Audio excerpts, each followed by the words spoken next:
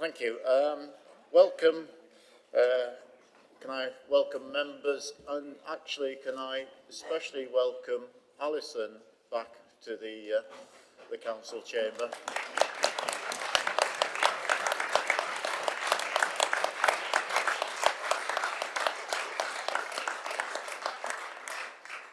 Nice to see you, Alison, and I also welcome members of the public here as well.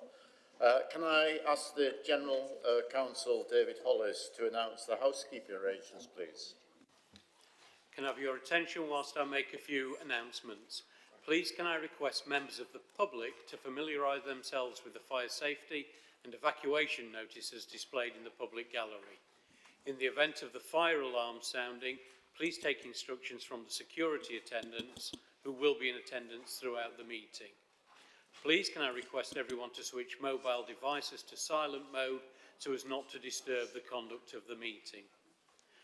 The meeting today will be webcast and the recording will also be available for people to view later through the Council's website.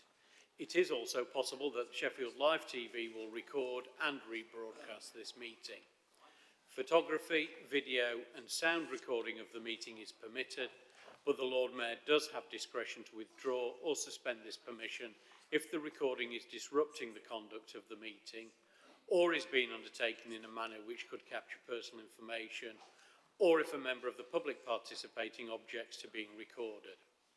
Any member of the public due to speak at the meeting who does not wish to be recorded should say so at the start of their speech, and the Lord Mayor will suspend the permission to record their contribution.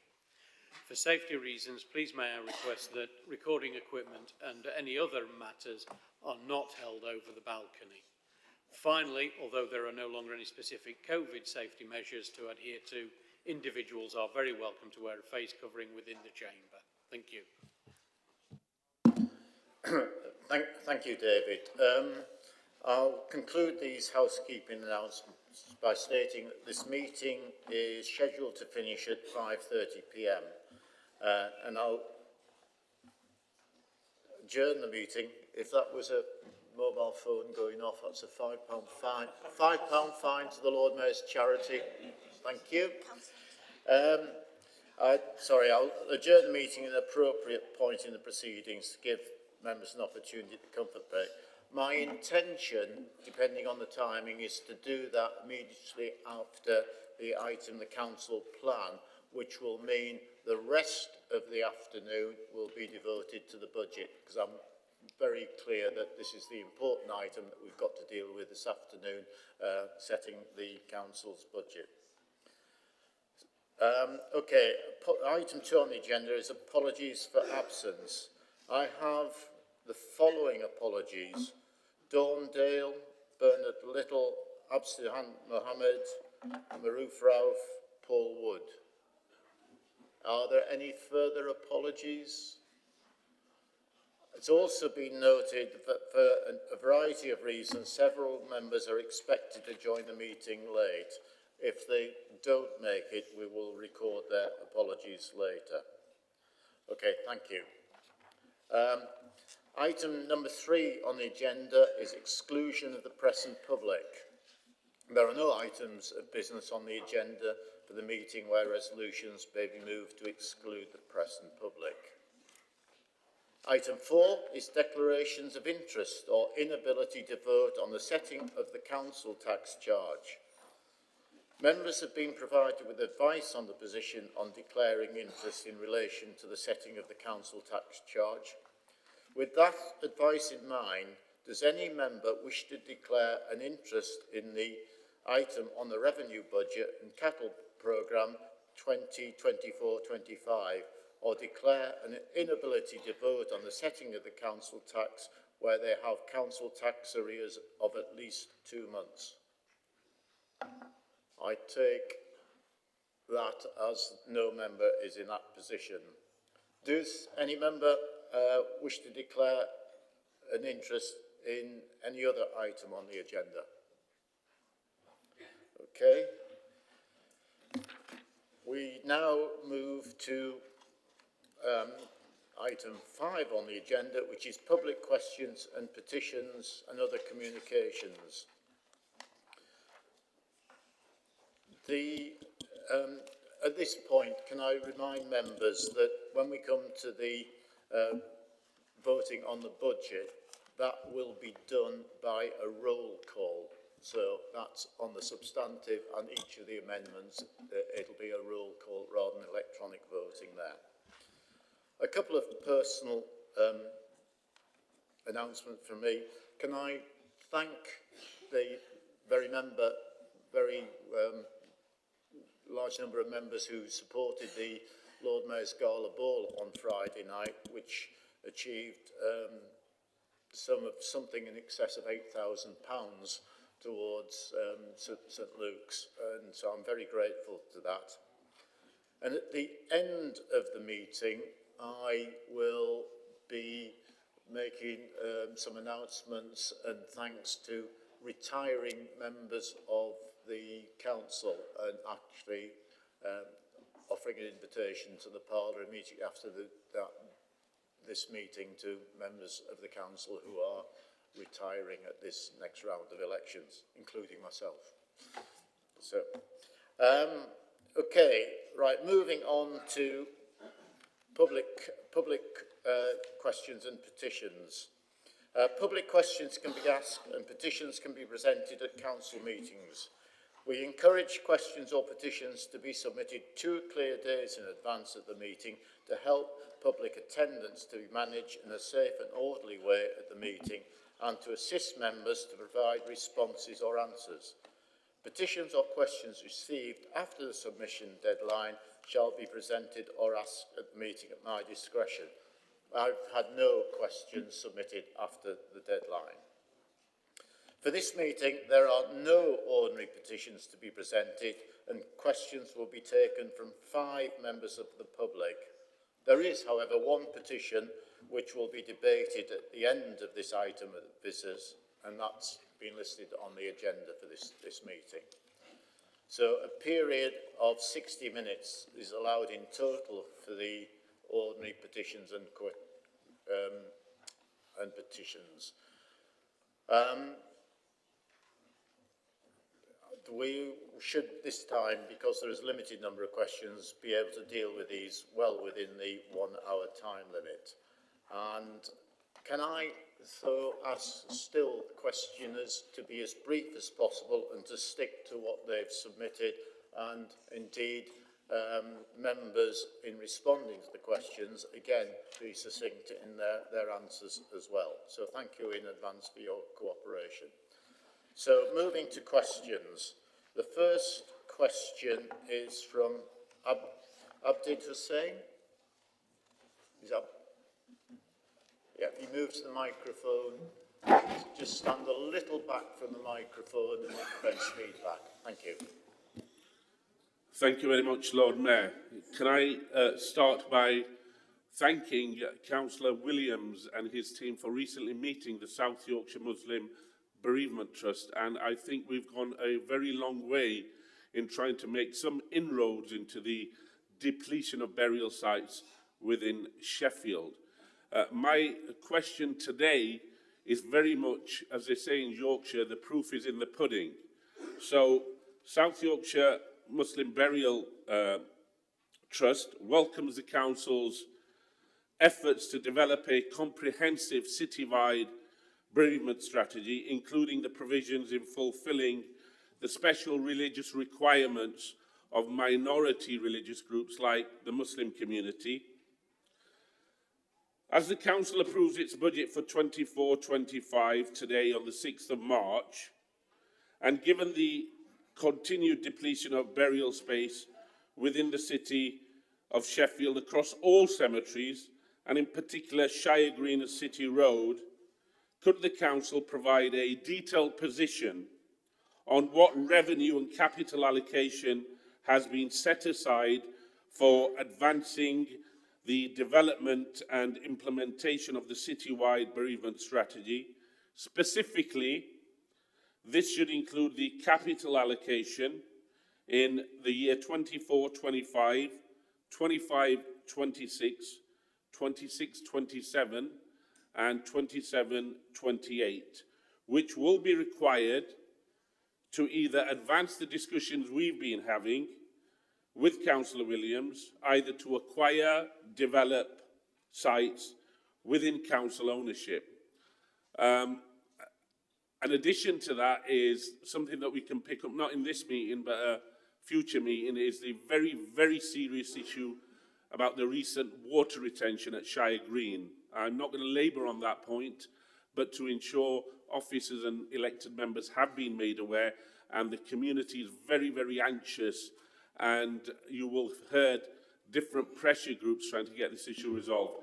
Thank you very much again, and thank you, Councillor William, for you and your team in trying to make better of what we've currently got. Thank you. Thank you, Mr. Hussain. Now, can I call upon...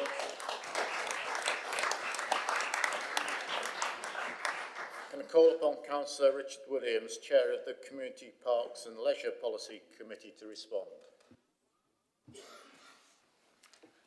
Thank you, Lord Mayor. And thank you, Mr. Hussain. It's good to see you again. And thank you for your question. I've got a written answer to you. What I'd like to do is just highlight some of the key points for you. If we do nothing, there is going to be a long-term issue with capacity. That's not just for Nottingham, but for Sheffield, but for a lot of major core cities. It's happening all over the nation. But we're not going to do nothing. And I think the meetings you've talked about, we've had at least two now, we've got another one, I think it's on the 19th of March, have been incredibly constructive in finding a way forward. As a committee, we've done two, I think, important initiatives. Firstly, we've agreed with the bereavement services to launch a bereavement strategy, to find out exactly what the people of Sheffield want from bereavement services. And that will be coming, I'm not quite sure when that will hit committee, but the latest I've been advised will be September of this year. Secondly, in November 23, we approved the bereavement services going out to look at identifying land. And we have allocated a sum of money from our existing bereavement services budget to do some initial work. And as and when, to answer your question directly, as and when we find things, find plots that are suitable, we will then go and seek capital funding. It's on, I've been assured that it's a note on the capital funds that this will be happening, so it's there. I can't give you exact figures, but it's there. I think the key thing, in summary, is there is no doubt in my mind that this can has been kicked down the road for far too long. Please be reassured that the can is no longer being kicked down the road. We will be doing something about this with your help and with other community groups to sort this out and provide a fit-for-purpose bereavement service for Sheffield. Thank you. Thank you. The second questions are from Ibra Hussain. I'm not sure Ibra is here. Therefore, what we'll do in this case, we'll ensure that all those questions and their responses are included in the minutes of this meeting. The next question is from Russell Johnson.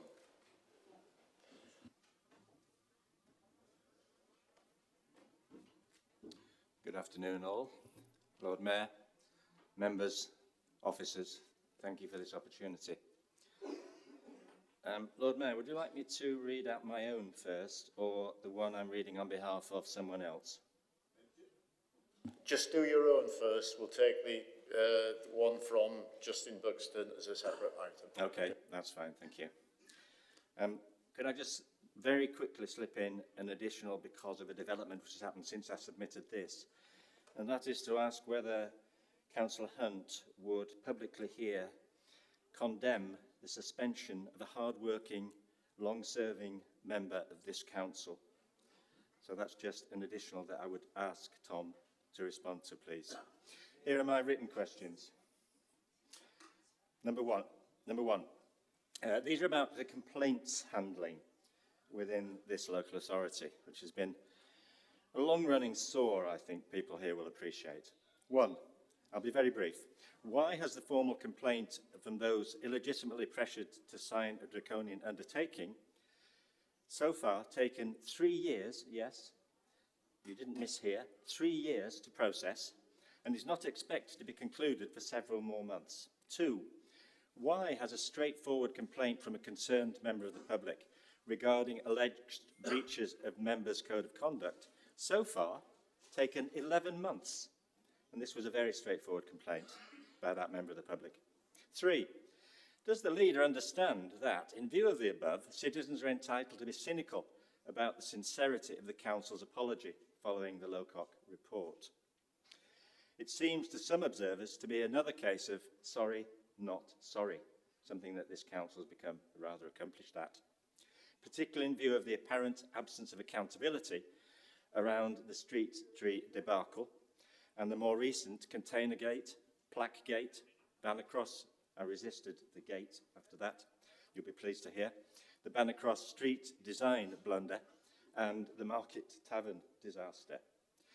4, when will SCC adopt and properly and enthusiastically implement the new LGO Complaints Handling Code? If it is not the intention to adopt that code, recently published, why would that be? Final question, a short preamble. The Lowcock inquiry, and by the way, it's the first anniversary on this very day of Sir Mark reporting to us all. So it's an anniversary of importance.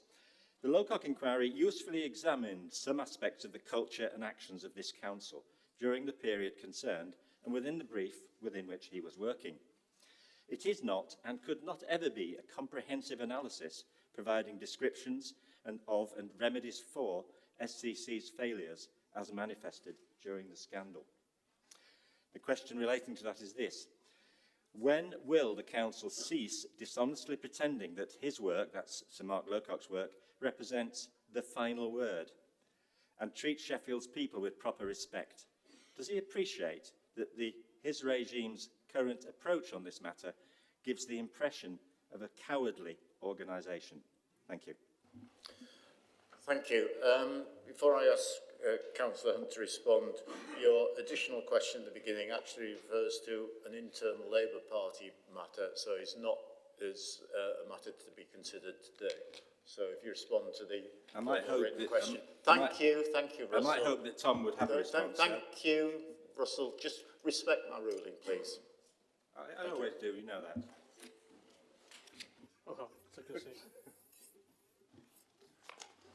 Thank you, Lord Mayor. Thank you, Mr. Johnson. The Lord Mayor is right. The matter you referred to is an independent Labour Party matter, and disciplinary proceedings are independent and confidential, and so I won't be commenting on that. But what I will say is anti-Semitism has no place in the Labour Party, nor does hate speech, nor in this chamber, and will not be tolerated. So you support the suspension? To answer your first question, Mr. Johnson, the complaints submitted in 2021 were not progressed at the time. This was because the independent street tree inquiry, Sir Mark's inquiry, was announced at that time, and it was felt that the inquiry was the better way to resolve the issues that were raised. As part of the apology process, which followed the publication of the report, which, as you note, was a year ago, we had further discussions with those involved, and it was agreed that those complaints would now be considered. That work is now ongoing. I appreciate that it's taking place at a slower pace than you perhaps would have liked, and I understand that that might be frustrating. Thank you, Mr. Johnson. On your second point, all allegations of breaches of the Members' Code of Conduct are investigated fully and appropriately by officers. These matters are, again, confidential. I do not know the details of the matters that you're referring to. However, it wouldn't be appropriate for the council to comment in public on the details of an individual case. Complainants are always kept informed and updated throughout the complaints process. If you feel that that isn't the case, then there is a mechanism you can use to raise your concerns about that. With regards to the Complaints Handling Code, Strategy and Resources Committee, the committee that I chair, will be considering that for adoption at its next meeting on the 17th of April. And to answer your last question about Sir Mark's report, the council has been clear that whilst it would always be possible to undertake more work and to spend more time on understanding what went wrong, what went so terribly wrong during the street tree dispute, the Lowcock report A year's worth of work represents a thorough and effective analysis of the causes of the dispute, and it's a clear and accurate description of what went wrong in the council during that time. It made a series of clear recommendations, and we have fully and unambiguously adopted them and are in the process of implementing those recommendations. We've publicly reported our progress on meeting those recommendations on a number of occasions at Strategy and Resources Committee, as you know, because we've had exchanges at that committee on a number of occasions. It is time for this city, a year on from the Lowcock report, to be able to move on from the street tree dispute. Sir Mark, in his remarks to the extraordinary council meeting last year, said as such. This does not mean for a moment forgetting or putting aside his recommendations or continuing to learn the lessons from the dispute. But what it does mean is that we must collectively focus our efforts and our energies on moving forward as a city to be the best council that we can. And the council plan and the budget that we are putting forward today are good examples of that work that is ongoing. Very happy, as always, to have a further conversation with you, Mr. Johnson. Thank you, John. Okay, thank you. And Russell, can you now ask the question on behalf of Justin Buxton, please? Me again. Okay, so as you said, Lord Mayor, this is on behalf of Mr. Justin Buxton, a Sheffield citizen, and he asks me to read this. When sharing the design proposals for the promised commemorative plaque on the 16th November 2023 to a few individuals, did the council imply that it should be subject to a non-disclosure to any concerned campaigners other than the unknown individuals provided with the design proposal in the first instance? In other words, yes, you're looking confused, sorry about that. When the SCC shared this draft design for the plaque, the commemorative plaque, was it shared with any suggestion of confidentiality with the people, the few people with whom it was shared? So sorry if that wasn't clear. And two, connected, was any consultation with campaigners or stakeholders sought regarding the plaque design before the 16th of November last year? If not, why not? Thank you. Councillor Hunt. Thank you, Lord Mayor. Thank you, Mr. Johnson. Thank you, Mr. Buxton, for the questions. The initial plaque design proposal was shared informally with external stakeholders on the 16th of November. The email at that time did not reference sharing the designs. It asked for initial views on the plaque design and wording and comments on the proposed consultation plan prior to an intended wider period of public consultation. The immediate feedback from some stakeholders was that the design didn't appropriately capture the emotion and the passion of the dispute, and so officers started to consider alternative approaches to developing a design. When the design proposal was shared internally with the Waste and Street Scene Committee members on the 17th of November, councillors were asked not to share the design more widely, recognising that a change in approach was likely based on the initial feedback already received from stakeholders. To pick up the second point, it was intended that a period of wider consultation with campaigners and the public would take place following those initial discussions with stakeholders in November 2023. But as outlined above, the council has changed its approach following the feedback. We're in the process of establishing a task and finish group, which will involve a wide range of different people to develop and lead a process for agreeing the wording of a design brief for the plaque and the method of commissioning designs for a wider public consultation by the council. Further details will be announced later this month, and I'll make sure that Mr. Buxton gets the details of that and say thank you. Thank you. Thank you. Now the final questions are from Graham Wroe.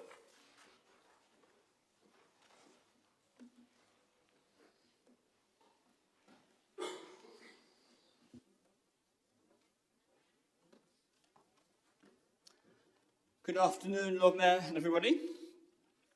On the 23rd of January, I sent Councillor Miskell and the Transport Regeneration and Climate Change Committee an admittedly very long list of questions compiled by a group of climate activists from various groups. Some of these questions have been answered, thank you, but some not.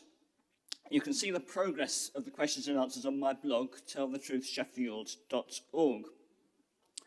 Now, the climate emergency is accelerating at a terrifying pace. For instance, in 1980, global temperatures had increased by 0.5 degrees C since the pre-industrial period. It then took another 30 years for temperatures to reach 1 degrees in 2010. 14 years later, today, temperatures have now increased by a further 0.5 degrees. So we're now 1.5 degrees above pre-industrial levels. And that's the temperature that climate scientists have long warned us will lead to unstoppable feedback loops and possibly eventually the hothouse Earth scenario, where the planet will eventually become uninhabitable. Just last week, on average, global temperatures were 1.8 degrees above the pre-industrial period. So in the light of these horrific figures, I'd like to ask some questions about housing that we asked previously but haven't been answered yet, and especially since the new schemes are coming on board in Neepsend and Furnace Hill. First of all, will the council commit to building all future council-owned or managed housing to a high energy efficiency or operationally net zero standard in 2024? Secondly, a fabric-first approach to building design involves prioritising the building envelope. That means the walls, the roofs, the floors, the windows and the doors, to create a high-performance, energy-efficient building. Will the council require developers to use a fabric-first approach in all new developments? Thirdly, will the council require developers to carry out a whole life cycle carbon assessment of new build developments in 2024? Fourthly, will the council remove the minimum parking requirements for new residential homes in 2024? And finally, and perhaps most importantly, will the council require 20% or above on-site renewable energy generation for new building developments in 2024? Thank you.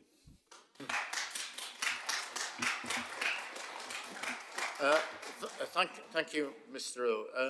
As you implied in your questions, this has given us something of a problem. I think you asked something like 64 questions under freedom of information, and some of those are still being processed. And some of these questions, in fact, indeed, I think all these questions are duplicates of ones you've already asked, and answers have been prepared to some of your questions, as you said, but some have not yet been prepared. So what we are going to do today is we'll ensure that you get full written answers to all your questions rather than getting unsatisfactory verbal answers today. Thank you. Very disappointing. Right, we now move on to the item 5B, which is the petition requiring debate. The Council's petition scheme requires that a petition containing over 5,000 signatures from individuals who live, work or study in Sheffield be the subject of a debate at the Council meeting. 25 minutes are allowed for such a debate. A joint electronic and paper petition has been received containing over 5,300 signatures online and over 2,400 signatures on paper requesting the Council to stand with Palestine. Further details of the petition are set out in the Council summits. And therefore, this has triggered the debate that we have now. In view of the subject matter of this petition, elected members should be particularly mindful of the Council's obligations under Section 149 of the Equality Act 2010. A public authority, and I'm quoting from the Act, must, in the exercise of its functions, have due regard to the need to eliminate discrimination, harassment, victimisation and any other conduct that is prohibited by or under this Act. Advance equality of opportunity between persons who share a relevant protected characteristic and persons who do not share it. Foster good relations between persons who share a relevant protected characteristic and persons who do not share it. For the purpose of the Equality Act, both race and religion or belief are protected characteristics. Now, as we all know, the conflict in Gaza results in huge suffering and loss of life, and it's inevitable with such an important topic that strong emotions be stirred up, both from those presenting the petition and from elected members participating in the debate. I'd just like to remind members, and you did comply with this last time we debated this, that be sensitive to all communities within Sheffield and be careful in your choice and use of languages, because we want to promote harmony and not inflame or intentionally or otherwise any feelings in with this. So please be respectful to the fellow members and all the citizens of Sheffield. Okay, we'll now start the debate. So may I call upon Johnny Feldman to present the petition on behalf of the petitioners. So you have 3 minutes to do this.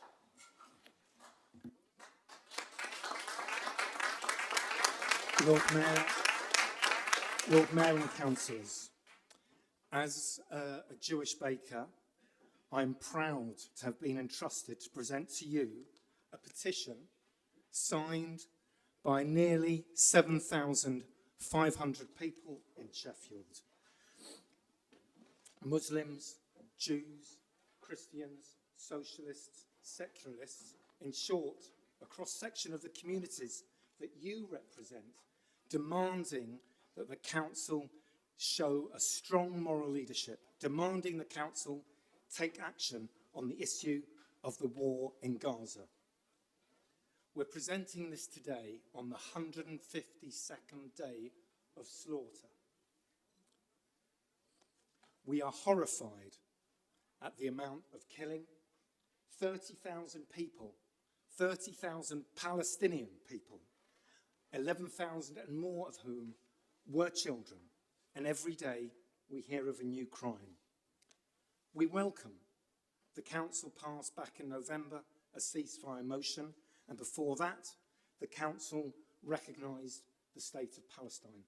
But it is not enough. And it is not enough because the crime of apartheid being committed by Israel is a crime against humanity. Because what we are witnessing in Gaza is the type of industrial slaughter we thought we would never see again, and because what this amounts to is genocide. The council must step up and not be silent. Do not betray your humanity, your decency, and look the other way, or kowtow to external pressures and then pretend somehow this is justifiable, because it is not. We're asking you to take 3 principled steps. We ask you to welcome the International Court of Justice order that Israel prevent any further genocidal acts and any incitements to genocide. Second, we ask you to accept the Amnesty International description of Israel as a state practicing the crime against humanity of apartheid, and work towards making Sheffield an Israeli apartheid-free zone. And thirdly, as you did with the Ukrainians, we ask the Council to issue a statement of unity and solidarity with Palestinian people who for 75 years have lived under the injustice of an apartheid system and who face today the ultimate injustice of genocide in Gaza.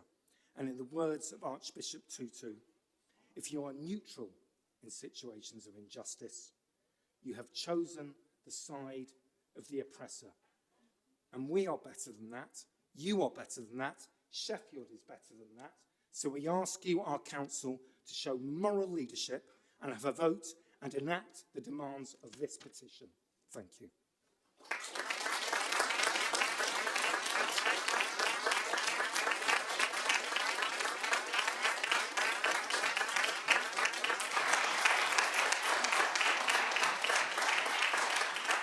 Okay, thank you very much. May I call upon the Leader of the Council and Chair of the Strategy and Resources Policy Committee, Councillor Tom Hunt, to respond. And you've 5 minutes to do this. Up to 5 minutes, I should say. Thank you very much, Lord Mayor, and thank you for the petitioners for bringing this petition today and to everyone who has signed it. What is happening in Gaza is a tragedy. Over 30,000 people, as has already been mentioned, have died. Countless people have been injured and families have lost lives and livelihoods. This council voted for a ceasefire back in November, and today, 4 months on, I repeat that call. There needs to be an immediate ceasefire in Gaza. The killing must stop. There should be no ground incursion into Rafah. The international community, not least including our government, must do all it can to put pressure to agree a ceasefire and to restart the peace process for a two-state solution. As the petition demonstrates, a great deal of people in this city and in this chamber are rightly concerned about the suffering of the Palestinian people and have joined demonstrations, raised money to support humanitarian relief efforts, and have made their voices heard. Last month, the Strategy and Resources Committee, the committee that I chair, formally recognised that concern, and the committee took a number of important cross-party decisions which speak to those concerns.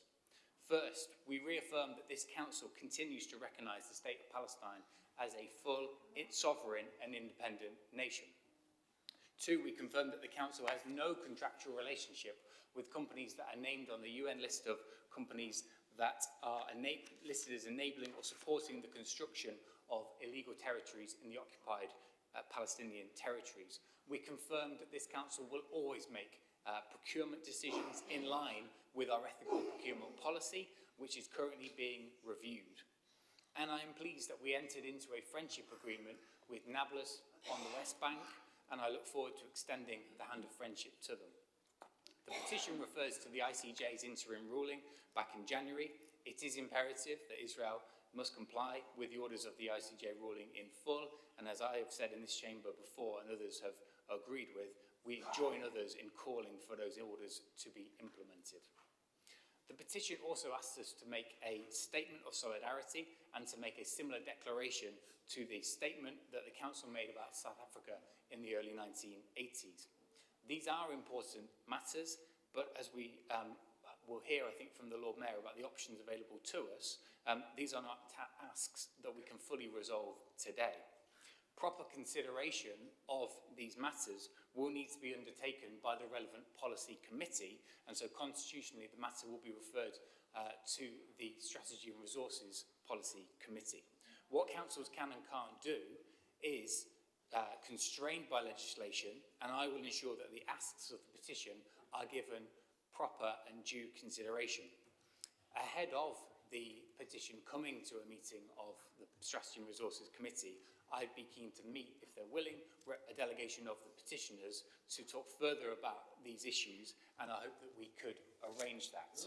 I would also like to propose that a cross-party working group of Strategy and Resources members is formed to consider the petition and the next steps and the asks of the petition, including on a statement and including reviewing the amnesty report that is mentioned in the petition.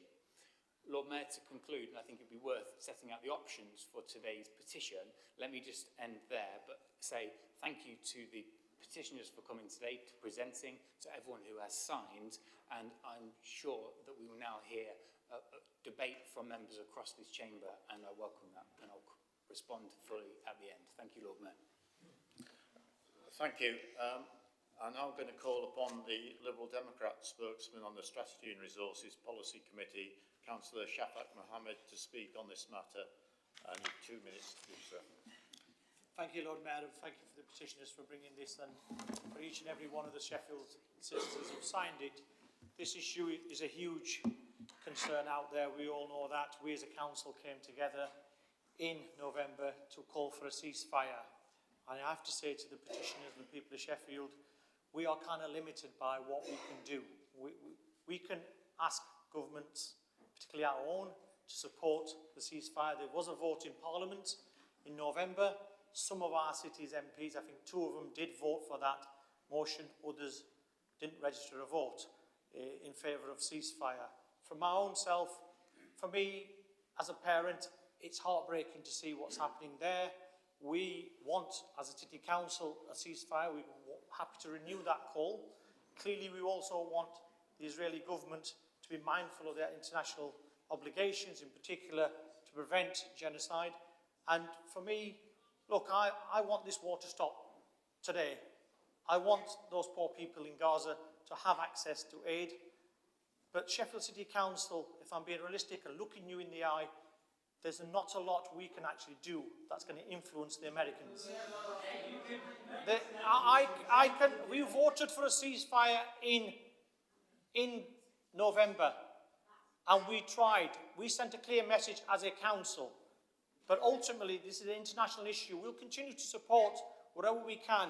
And I look forward to Councillor Hunt's cross-party working group. I'm sure I'll join it. We're happy to do a joint statement, Tom. It's similar to show solidarity. But I have to be honest with people that passing a resolution at Sheffield City Council in November didn't bring about a ceasefire. The likelihood of stopping what's the slaughter in Rafah will not be influenced by people here. Now, if you really think that Sheffield City Council passing a resolution is going to change the situation on the ground, then I may have to disagree with you. We want to see that war come to an end. My party leader's been to Israel and Palestine. He's trying to work with people there to bring about peace. One of our colleagues, Leila Maran's own family, is still stuck in a church in Gaza. So for us, it's personal. But we have to be realistic about what we can achieve. Because I know people out there in the community want to see the end to this war, and we will try to do what we can at Strategy and Resources as and when that meeting's called. Thank you. Thank you. I'm now going to call on Alexi Diamond to respond on behalf of the Green Party. Thank you, Lord Mayor, and thank you to the petitioners and everyone in Sheffield that has signed the petition.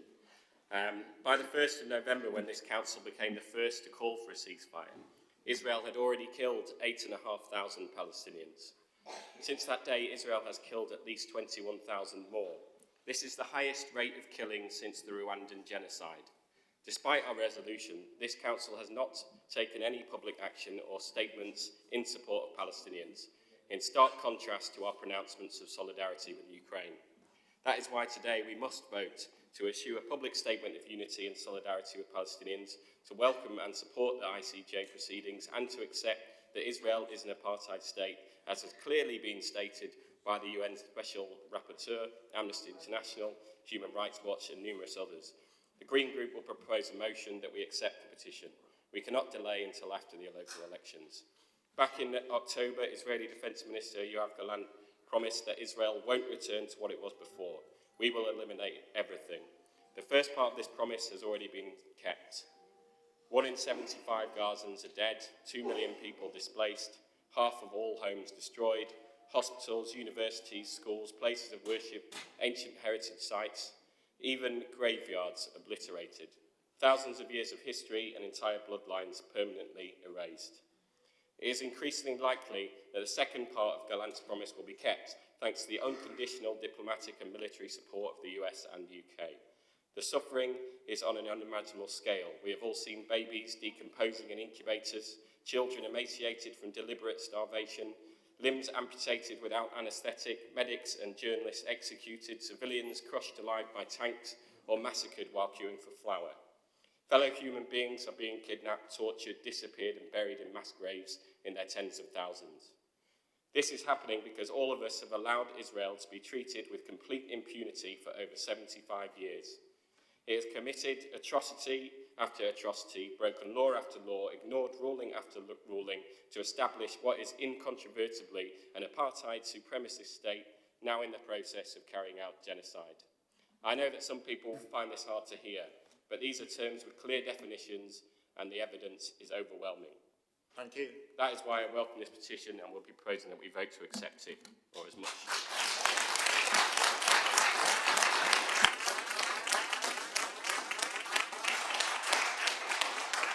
I'm now calling on the Sheffield Community Councillors Group spokesman on the Strategy and Resources Policy Committee, Councillor Diane Hurst, to speak on this matter. You have 2 minutes. Thank you, Lord Mayor. I don't think it will take me 2 minutes to say what I have to say. I thank the petitioners for bringing their petition today, for everyone that has signed it, and I thank you for the eloquence with which you delivered what was obviously passionate and heartfelt I don't think anyone could fail to be moved by the humanitarian crisis in Gaza, by the sight that we see on the news every night of families ripped from their homes, torn apart, their homes destroyed, children starving, wanting medical treatment, food. Sorry, I'm getting upset. There can't be a military solution to the situation in Gaza. We called for a ceasefire in November. I stand behind that. We have to the Israelis and the Palestinians have to come together with support from the international community and talk about a realistic two-party state solution so that Palestinians can go about their everyday business without fear of threat, of damage or destruction. And as an international community, we have to support that. As an individual Sheffield councillor, my heart bleeds. Thank you.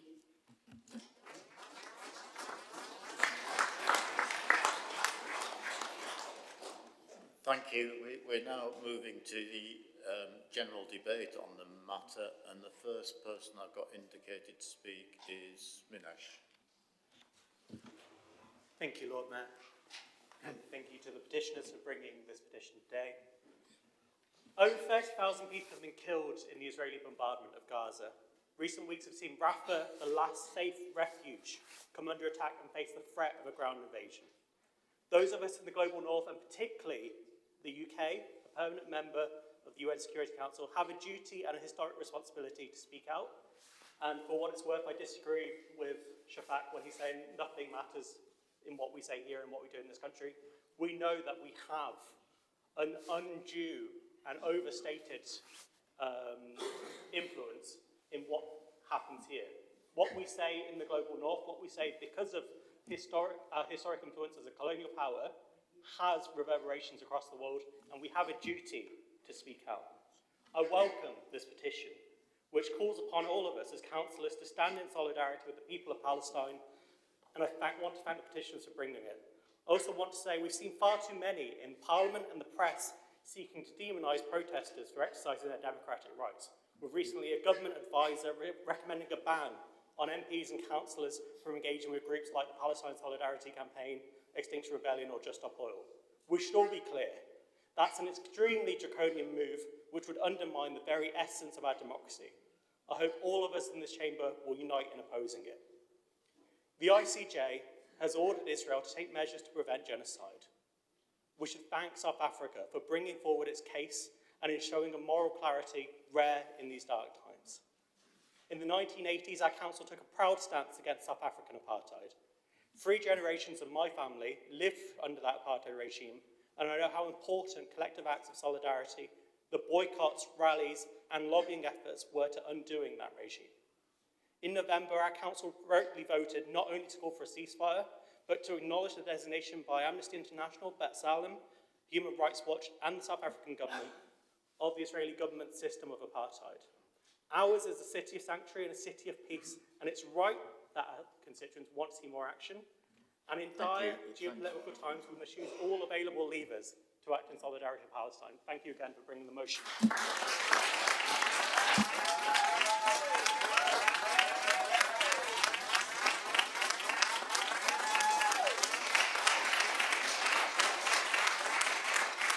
Next speaker I've got indicated is Councillor Peter Price. Thank you, Lord Mayor. This is probably my last speech in this chamber, and it's such a sad day today to be doing it on this subject. But I'd like to begin by apologising to my comrades for the embarrassment I may have caused, and to my Jewish friends in the community by sharing 4 pro-Palestinian tweets, which some people have interpreted as being anti-Semitic. I apologise for that. However, what led me to that was being sat in front of the television, crying almost, seeing those bodies of children laid out, families trying to dig their people out of the wreckage with no help, people keeping food and water from them, directing whole communities to another part of the country so they can bomb it, bombing hospitals because there's passages underneath, bombing schools. You know, there's war and there's this. And I'm not one who keeps their mouth shut, as you probably guess, and I just couldn't sit there and take this anymore. And I've tried to do my best to raise the awareness of people, because when I listen to our government and our opposition, unfortunately, it's very low key. If this happened in Russia, they'd be screaming the world now. You know, and we seem to have laid back. I mean, it's a temporary ceasefire we're supporting. This has got to stop. We've got to listen to the United Nations. They say it's ceasefire, and I welcome the leaders' response, because we've got to get together. But it's got to be done quickly. And I don't accept that we don't have influence. Our history is built on this council taking leads in whether it was apartheid, Vietnam, always we took a stand. And we made a statement. It doesn't change the world, it helps to change minds. And I hope, everybody, you'll forgive me if I've gone over the top of some of those tweets. Whether they're anti-Semitic, I'll leave that to understand. I have a great admiration of Israel over the years, and I've supported them, so it's not that. It's just that what's going on now is unacceptable, it's genocide, and it's got to stop now.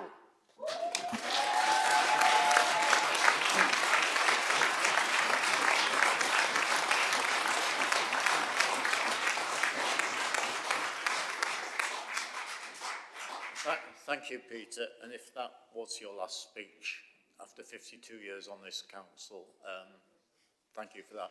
And I'll be referring to some of the councillors who've been serving on this council for a long time at the end of the meeting. So I'll say more about that now. Next speaker I've got is Nabila Moulana. Thank you, Lord Mayor. Thank you to the Sheffield Palestine Coalition Against Israeli Apartheid for bringing this petition, and to all the residents who signed it. As we've heard from other speakers, the images coming out of Gaza are nothing short of horrific. We cannot and should not turn a blind eye as Palestinian men, women and children are starved and killed by Israel in the most cruel conditions imaginable. I welcome South Africa's action in taking Israel to the ICJ for the crime of genocide, and the interim ruling they have provided, stating that there is plausible reason to believe that what Israel is committing is genocide. In 2022, Amnesty International released a damning report condemning Israel for implementing a system of apartheid against Palestinians. We must acknowledge that behind every Israeli action stands the political, economic and military support of our world leaders, including the United States and the United Kingdom. Sheffield has a rich history of taking part in actions that went against the tide. As we have heard many times in this chamber before, in 1981, Sheffield was the first city to pledge that it would cut all ties with apartheid South Africa, including divesting from companies that invested in South Africa. As the death toll in Gaza exceeds 30,000, we have heard a lot of people talking about peace. Peace is good, we all want peace. As those who stand for peace, we must be clear that when we say peace, we mean a true, lasting peace, rooted in justice and liberation. Yes, the route to peace is a desperately needed ceasefire, but the route to peace also means an end to the occupation, apartheid, and the continuous murders in the West Bank. The route to peace is through generations of Palestinians having the right to return to their homes that Israel is currently in the process of obliterating in Gaza. The route to peace is by actively building for peace, Lord Mayor, and not by condoning these massacres. Palestinians have made it clear that they don't want our sympathy, they want our solidarity. And it is our duty as councillors to do everything we can to push this government to recognise the inviolable rights of the Palestinian people to live in freedom and security. As a trade unionist, I know all too well that we say that as we mourn the dead, we must fight like hell for the living. Okay. And I hope that Sheffield Council will come together to welcome this petition and action as far as possible. Thank you.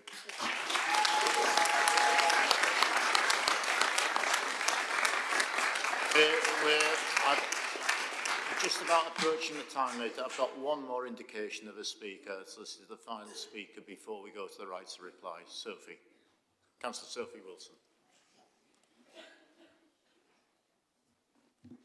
Sorry about that. Thank you, Lord Mayor. I'm not going to go into detail. I've spoken previously on Palestine, and it's a very emotive subject. I completely agree with sentiments that have been echoed around the chamber, but I just want to reiterate one of Alexi's points before we moved on, that I think we must have a vote on this today. We are the elected members, and as was heard from the petition, this is what those who put us in this position want us to do. So I just want to put my weight behind support for a vote on this matter today.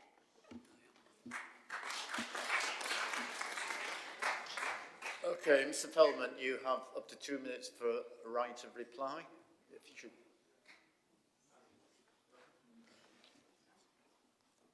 Would you like to introduce yourself? Annie O'Gara, the Sheffield Coalition Against Israeli Apartheid. The 7,000 plus people who signed the petition expect an outcome, and a positive one today. We're asking you to look into your conscience, make a moral statement, as you did with Ukraine today. We don't want to walk away and say, yes, Sheffield still stands in unity and solidarity with Ukraine, but needs 3 more months to decide on Palestine. This is urgent. This is the moral test of our generation and of this council. The pictures we're seeing on our TVs and social media are difficult to process, and something we hope never to see in our lifetimes. Who said that? You did. The council website still says that about Ukraine. Is it not true of Palestine, where children are dying of starvation while aid trucks are prevented from entering Gaza, where over 7,000 have been taken captive in the West Bank under Israel's apartheid laws? This situation is not difficult to process if we use international law and the application of that law in human rights reports like Amnesty's and others. These are the tools to safely guide our thinking and moral judgments and your deliberations. The petitioners' core demands are entirely in line with those principles, and we want you to accept this petition in full today.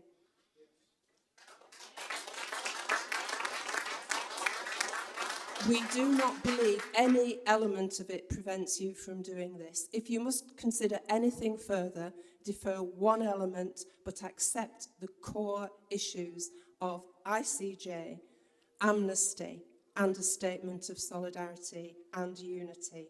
Because everybody in this room knows that Palestinians are facing an unprecedented existential crisis. But a search of your website for Palestine gives no results. You can change this by accepting the explanations of the legal position and standing in unity with this oppressed people, not just with Ukraine. And it's totally unacceptable to kick this down the road into the long grass of another meeting. This is unacceptable. At the end of their joint statement on Ukraine, the 3 party leaders of Sheffield here present promised that Sheffield would be a light in the darkness for Ukraine.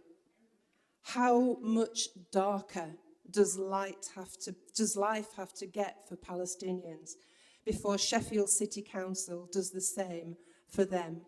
And I don't accept the idea that your voting positively for this petition is ineffective and meaningless. It's very powerful. Moral leadership is hugely powerful.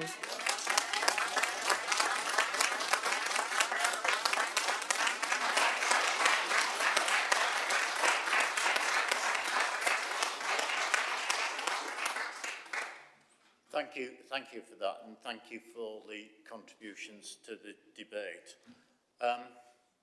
I hear what you say, and I've heard what's been said. However, you need to listen carefully to what I've got to say about the constraints that we have in a legal position on the council. Seriously, listen to me, and I don't want it anyway to diminish what's been said in this council and the general support.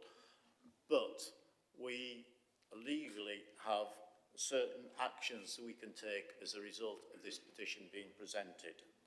And certainly, as some of the requests in the petition have a financial implication as well. We can actually note the petition and take no further action for the reasons put forward in the debate.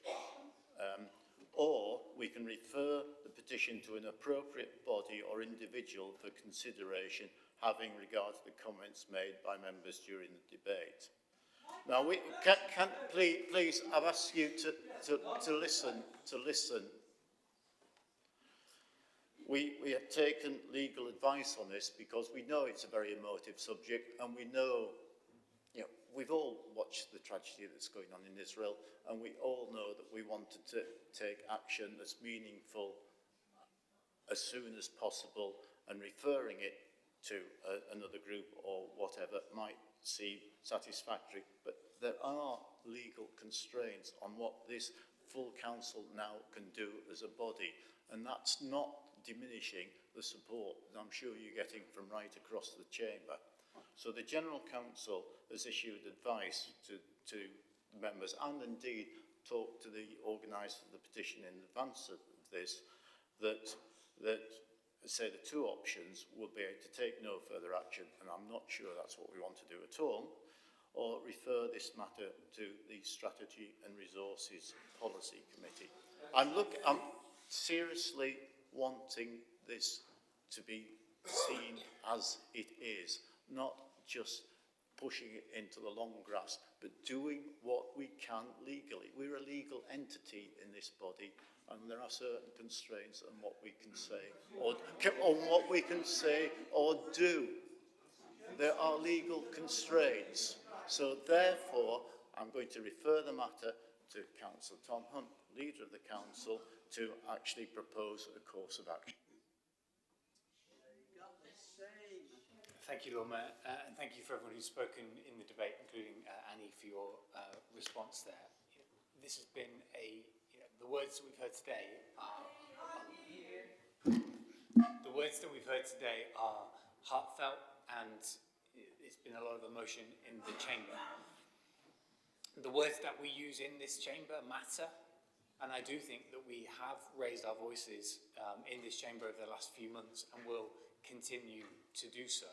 The words that we use matter, but let's be clear that there will be people in this city who will be concerned about some of the language we've heard today and over previous months. People who have got family in Israel and Palestine, and who will be mourning the loss of people from all communities across Israel and Palestine. And we heard about captives being taken. They have been, and I think we can all agree today that hostages should be released as part of the work to achieve a ceasefire as we move forward. There are a number of matters that cannot be determined by us here today, as the Lord Mayor set out, and I think it is right that I will be proposing now the only course of action that I think is acceptable, which is that we refer the matter to the Strategy and Resources Committee, and that a cross-party working group is set up to consider these matters. So that is the proposal. That is the proposal I will be putting forward. When will it meet? When will it meet? In 3 months' time. Thank you. Thank you. I have a point of order. Point of order. What legal advice is this? What law is going to be contravened by... I will ask the General Council to respond to that. David. The advice is based upon the Council's own constitution, which this full Council has passed itself, which states that all decisions that impact on the Council deliver its functions are delegated, and that only in exceptional circumstances will those matters be reported.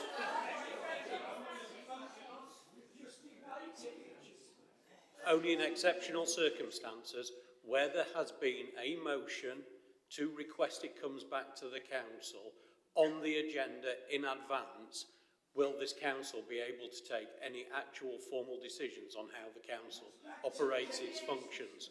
That is in the Constitution and was agreed by all members of this council.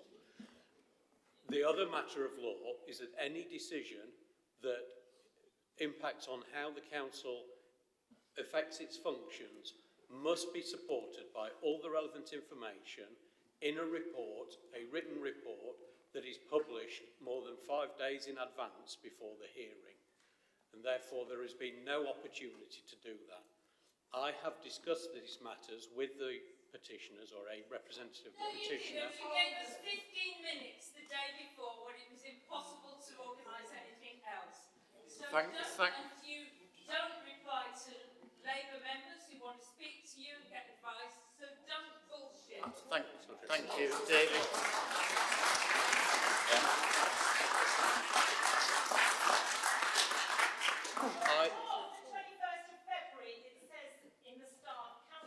Thank you. Please, let us conduct this in an orderly fashion.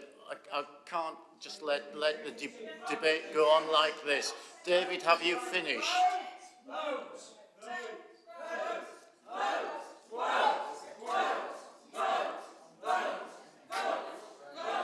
We are not going to vote until we have gone through all the procedures. The motions haven't actually been seconded yet. David, have you finished with your legal advice? I spoke to a representative of the petitioner who said that although the statements are important, they wanted to explore the elements of the 1981 decisions that the council took at that time that also may be implemented. And those are not matters that could be dealt with today. And therefore, the advice is that you cannot make a decision on those matters which are out with the remit of this council. I'm still confused, unfortunately, by that answer. This isn't affecting the functions of the council. This is merely taking...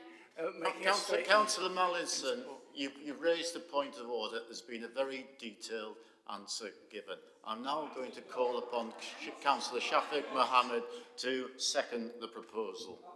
I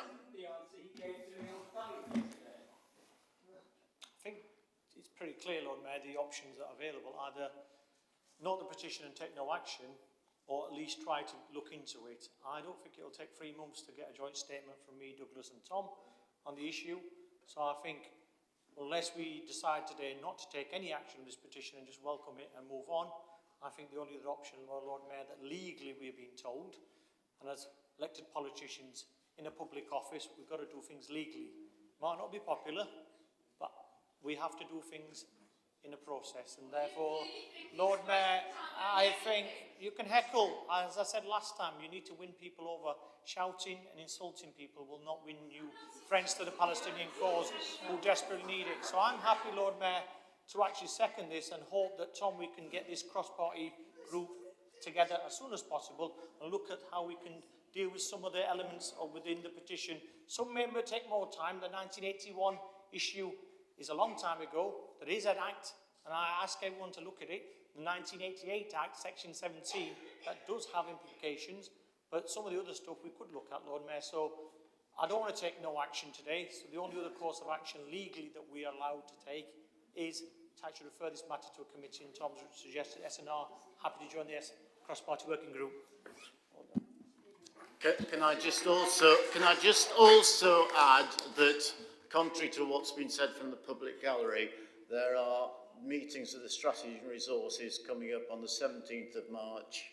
The agenda's gone out for that, but the 12th of March and the 17th of April. So it's not waiting until after to the election. Yeah. Okay, so we have a course of action that has been proposed and seconded. Does any other member wish to propose an alternative course of action? Alexei, are you proposing an alternative course of action? Yes, Lord Mayor. Of course, we can take this in parts. Please. Sorry. Yeah. Thank you, Lord Mayor. Of course, we could take this in parts, or we could accept the petition. We, the elected councillors, are the sovereign decision-making body here. The public may see any decision to refer to an SNR as an attempt to save face. Just much as Labour conspired to hijack the SNP opposition day in Parliament. By delaying this decision until later, after Israel's planned assault on Rafah could have concluded, we will be too late. So I propose that this council takes this in parts. We can now issue a public statement of unity and solidarity with Palestinians, welcome and support the ICJ proceedings, accept the designation of Israel as an apartheid state based on the reports of Amnesty International and numerous other NGOs, and refer the declaration of Sheffield as an apartheid-free zone to the SNR committee. And I'd like to have a vote on that, please.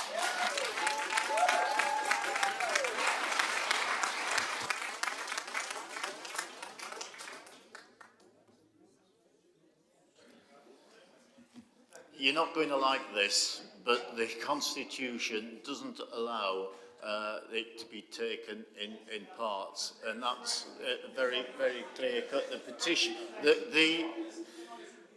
I'm just trying to set out here what the situation is, that the petition is either accepted in full or not. We can't do it in parts. I'm taking it that your proposal, then, is to just accept the petition here. Is that formally seconded? Seconded, Lord Mayor, and I will just say, notwithstanding the legal advice, if these circumstances aren't exceptional, then what is?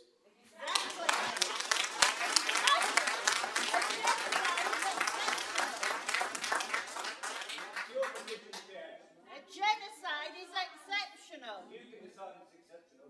Legal advice is simply that. It's advice. You can decide to be brave. You can decide to be moral.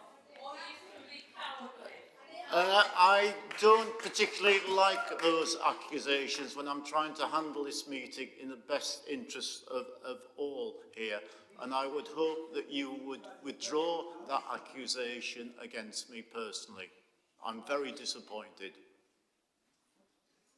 You aren't, clearly then.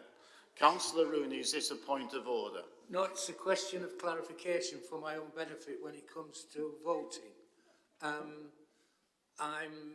I think it would be helpful if someone could explain which bit of the, because I'm not entirely sure, which bit of the proposals within the petition we cannot legally take. And I'd also like, and that is the reason that we have to take it in its entirety. Is that the case? My other point I'm trying to make is if I understand the situation correctly, even though we cannot take that particular section of the petition on its own, what it does not stop is that being debated at strategy and resources if we then refer the whole of the petition to strategy and resources. So it's a means of getting away from the fact that we can't legally debate it now. But if we refer it to strategy and resources, I think the Chief Executive is nodding at me. I think that then allows us to debate all of the petition in its entirety, including the item that we can't take today. Can we just have that confirmed then? So, yeah, yes, that is the case. I am now going to try and move forward with this. So we've had two proposals in front of us. One is to refer to strategy and resources, one is to accept the Points of clarification, Lord Mayor. Is it a helpful point of clarification, this? It is, Lord Mayor, I believe so. Could you please clarify to me what exceptional circumstances mean?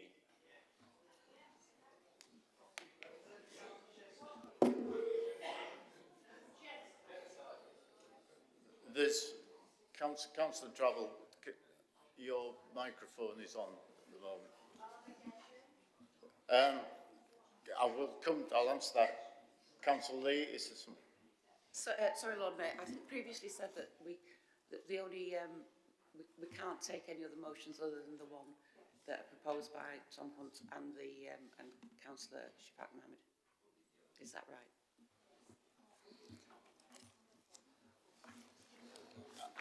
I'm just taking some advice.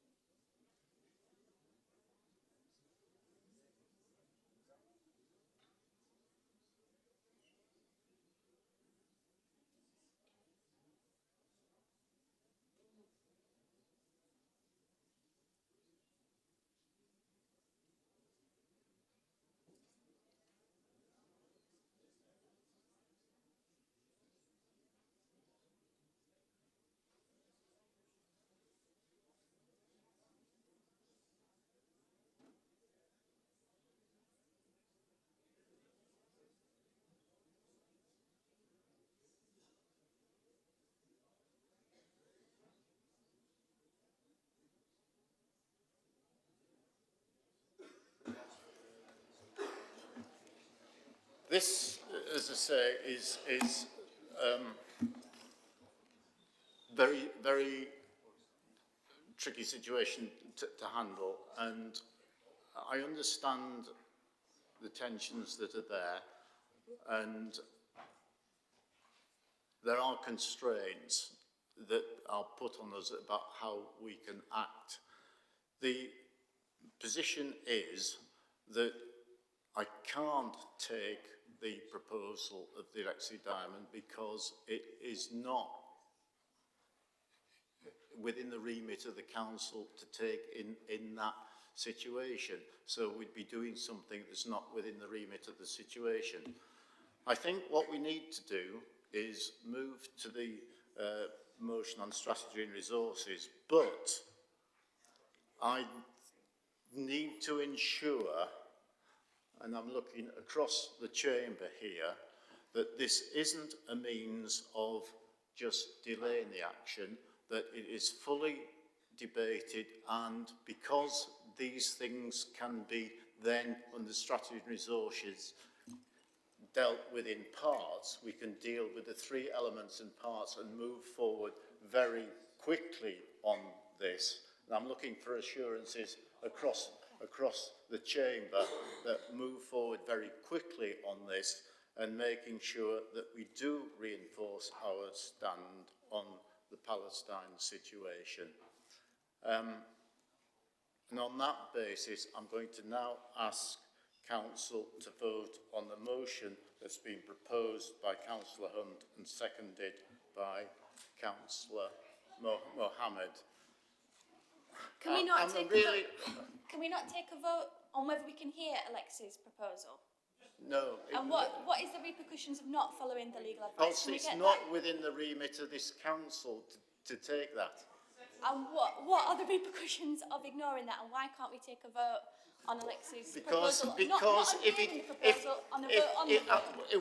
Sophie, if it isn't within the remit of the council to address all elements of the motion, we'd be doing something that was pointless. I don't want to do something that's pointless.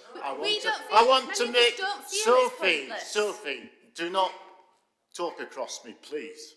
Imply that I'm saying something that I'm not either. It's not. This is going on. I'm trying to make a ruling on here and move forward so we know where we are. I think members keep asking me different things, and it's not going to change the situation. We will be moving forward as a Sheffield City Council via the mechanism that's proposed, assuming it's passed, as quickly as possible. Brian, look, this is better be very quick. I'm getting a little bit frustrated with this. Lord Mayor, what I propose is that we suspend standing orders to allow us to be able to vote on this, because there's a clear interest in this room. Does anyone second what I have just asked?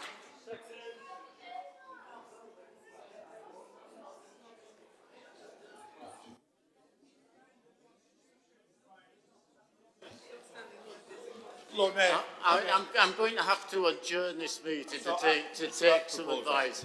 Can I have the leaders and chief whips of the political groups to meet in the anteroom now? Please don't leave the chamber, because hopefully it'll be a short adjournment. Thank you, ladies and gentlemen. Leaders and the whips of the different groups and the independent, we've had discussion about the best way forward here that does the most appropriate course of action and actually the most immediate course of action. We think we now have a way forward that is legal, and that's the whole point, and is swift as possible as well. And I'm going to call upon Councillor Tom Hunt, leader of the council, but actually as chair of the Strategy and Resources Committee, to explain the next steps. Thank you, Lord Mayor. Thank you, everybody. All of us in this chamber want unity and want to bring together people. That is the task that falls upon us, that as representatives of our communities, we must, through our actions, bring people together rather than divide us further. And we all have common cause here today about the hurt and the upset that we feel around what is going on in Palestine, and must do what we can in this chamber to raise our voices and make it clear that we want that ceasefire to be in place as soon as possible.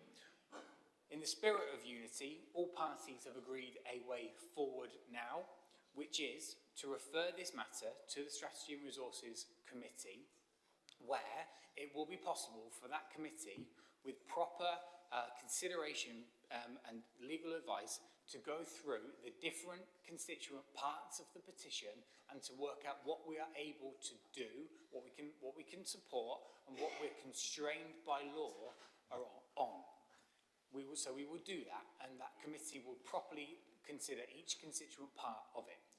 In the meantime, as I said from the very beginning, a cross-party working group of SNR members will be set up, and it will be set up to discuss the petition, but crucially to discuss a part of it, which is the statement of solidarity.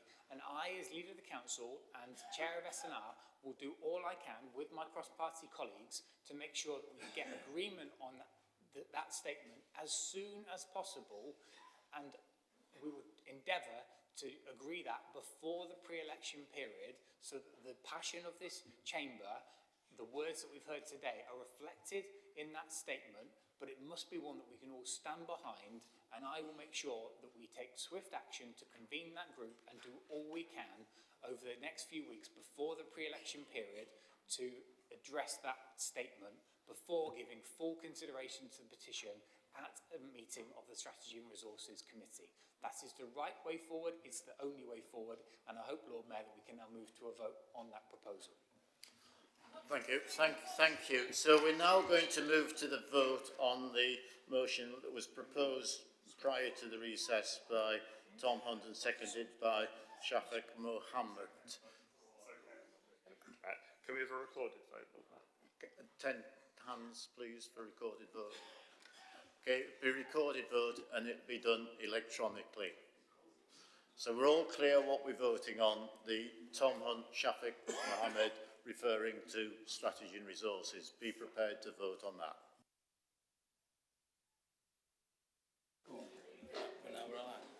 Yeah.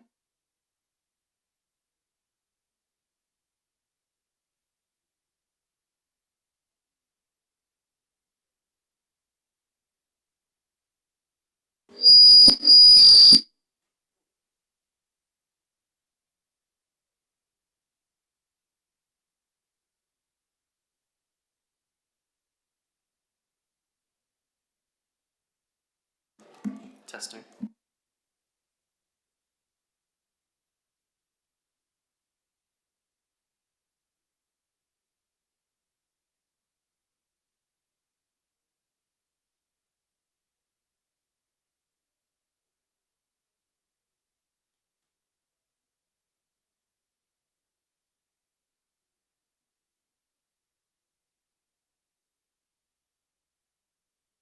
Just waiting for the remaining votes. Somebody who hasn't been able to log in.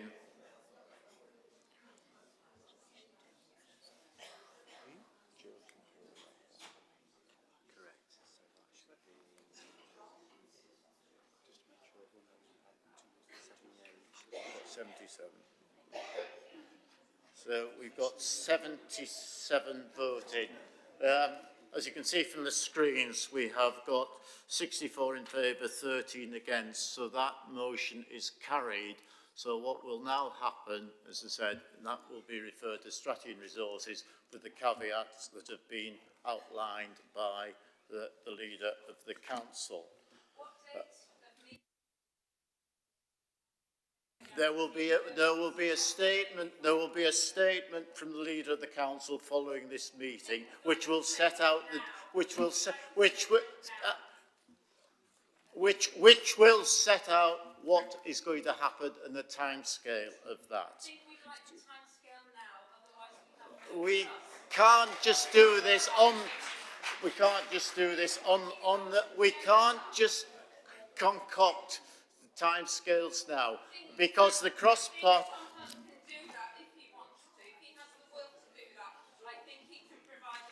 It is not in his gift alone to do that, because, as has been said, there is cross-party meeting has got to be convened, and it's unreasonable to ask the Leader to stand up and give you a date there. He will, I am sure, I'm looking at the Leader, he will put out as a statement as soon as possible, and certainly within a very short time scale, setting. Point of order, Lord Mayor. Can I just point out that now that we have a committee system, we no longer have a leader who is known as a strong leader, and therefore he has to consult with the rest of the administration, and that's why he is unable to do that guarantee at this moment. Thank you, and it's what I was going to say. We've now concluded that item, the agenda, item 5. I'm now going to call for the recess before we consider the further items on the agenda. We will have an adjournment and reconvene at 4:05. Thank you.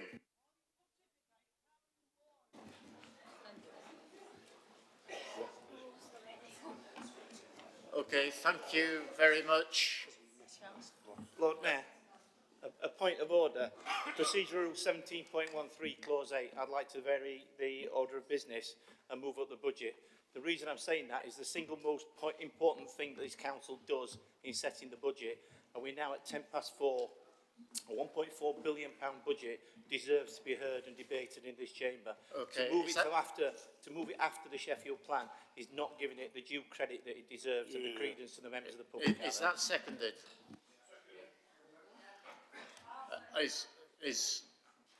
Can I have is anybody against that? I take it there's no dissent, therefore we will move to item 7 on the agenda and take item 8 after item 7.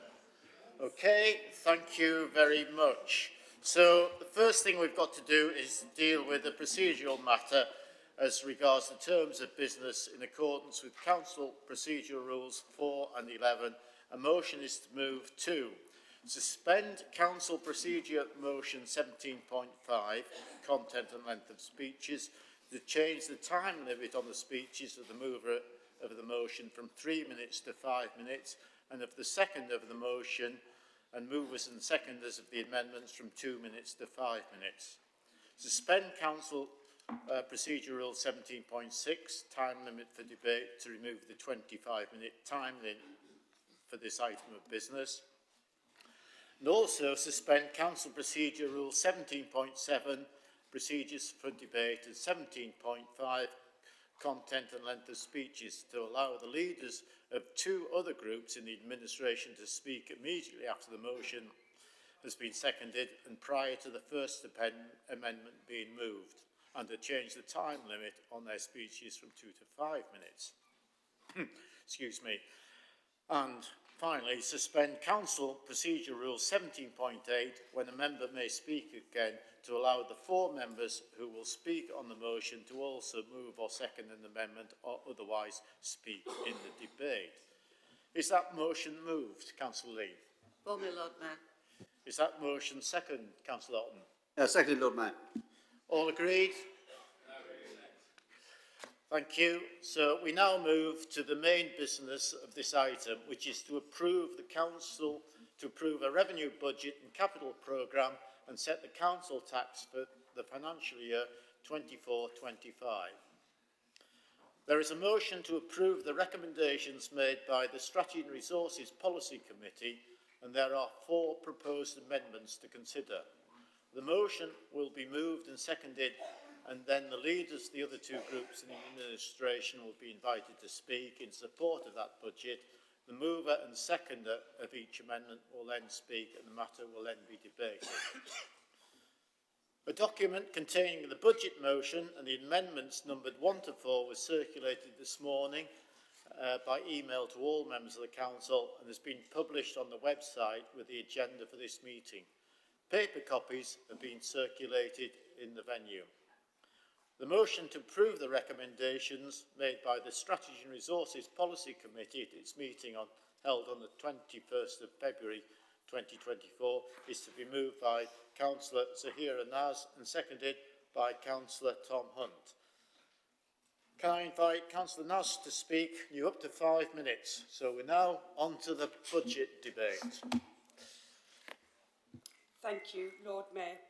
I'd like to start by expressing my sincere gratitude to our finance team for supporting all parties in this chamber through a challenging budget setting process. I would also like to thank my Deputy Chair and spokesperson, Councillor Levery and Councillor Mallison. Lord Mayor, it's not been easy. We have seen hundreds of millions of pounds a year taken away from all council services by the government since austerity was imposed on us in 2010. Every year we have had to deliver more with less, which simply cannot continue. The cuts in funding fall hardest on local people in the most deprived areas, increasing inequalities resulting in renters threatened with eviction, high levels of homelessness, debt and use of food banks. The cost of food, energy and other essentials remain unaffordably high for many people. Like councils across the country, we have been under huge pressure to deliver savings whilst trying to protect key services such as adult social care and trying to support an increasing number of vulnerable people.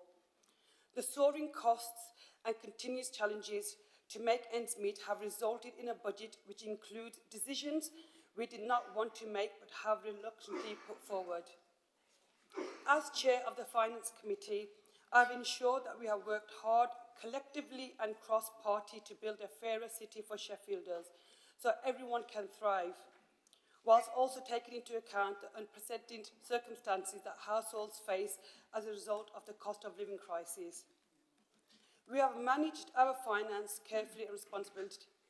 Other councils, large and small, have gone bankrupt and unelected commissioners have been sent in. We will continue to be prudent and we will continue to make the case for more funding from central government. And because of our financial management, we are able to continue to maintain our critical services, looking after the elderly, safeguarding vulnerable children, maintaining the city's streets and providing services such as waste collection, parks and environmental health.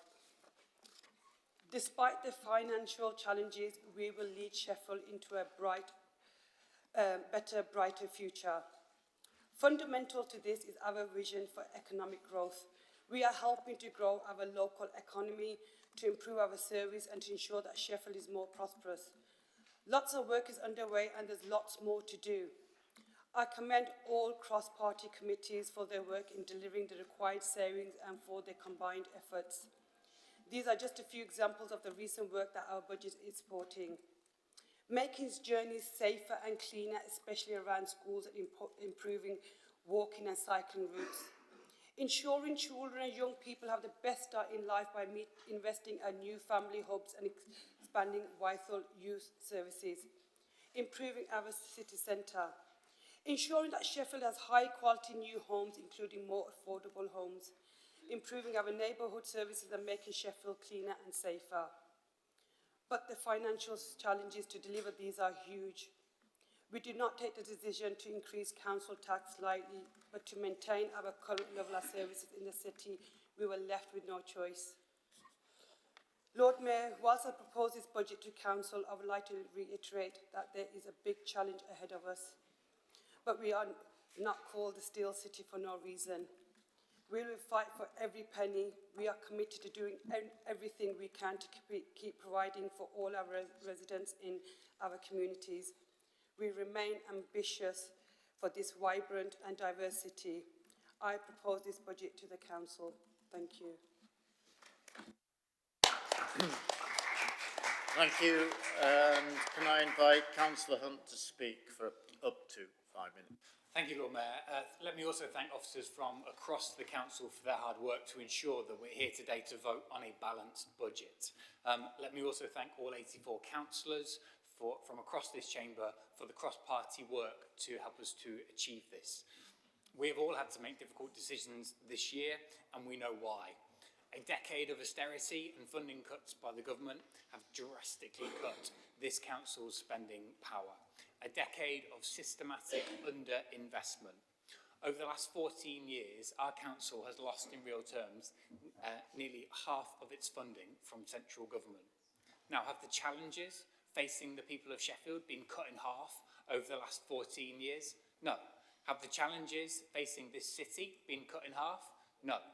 Has this government shown any respect for the role of local government over the last 14 years?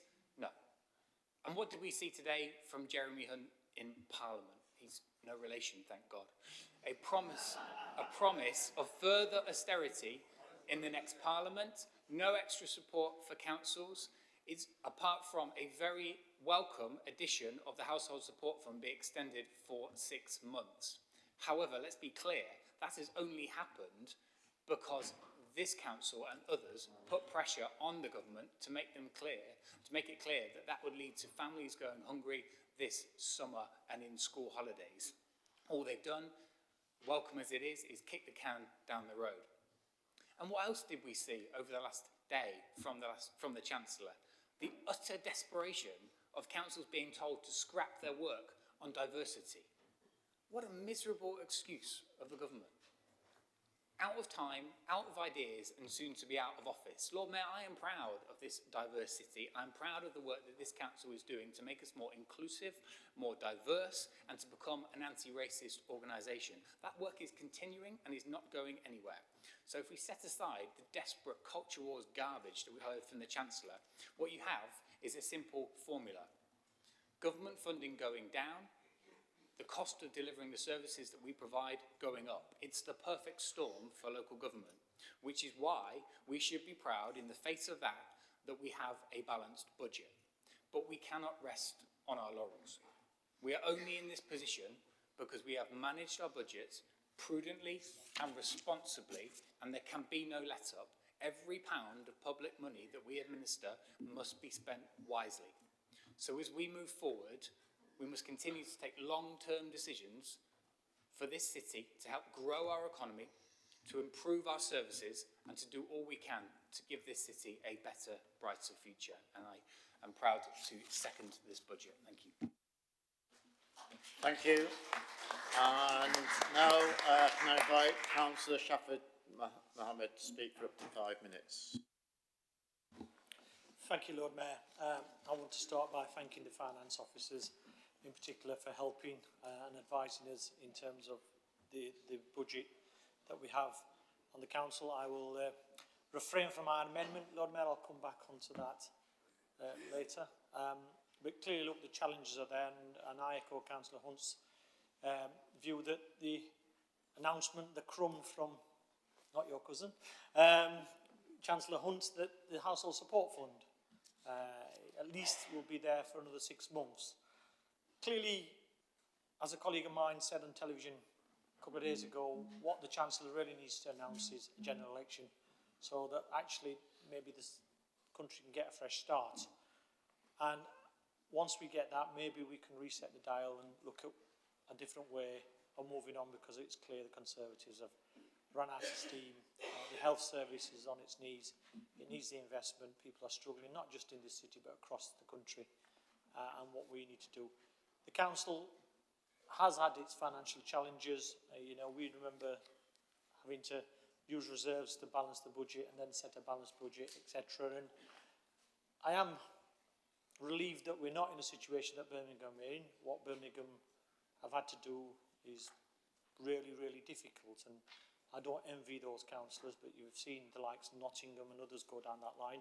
So as elected members, I think we really need to be mindful of the situation, that schemes might look really attractive and Nottingham have taken some risks, and ultimately when those risks don't come back with the results that you actually think they're going to deliver, then ultimately it's the taxpayers and service users of those councils that are paying the price, whether it's Birmingham with their equal pay and Nottingham with some of its projects.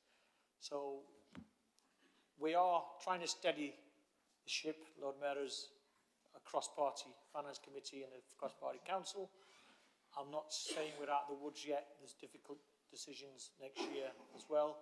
We've got to make sure that BIPs are delivered, and I think it's incumbent on all councillors, and whichever committee you are on, that those BIPs that we are going to sign up to are delivered by your relevant committee. Otherwise, we're going to be in a situation where we've been using some reserves to actually help balance the budget, and those reserves are quickly diminishing. And like I said, I don't want to be in a position where we have to make some really difficult decisions because we've run out of reserves. So thank you, Lord Mayor. Thank you. And now it's Councillor Douglas Johnson, again up to 5 minutes. Thank you, Lord Mayor.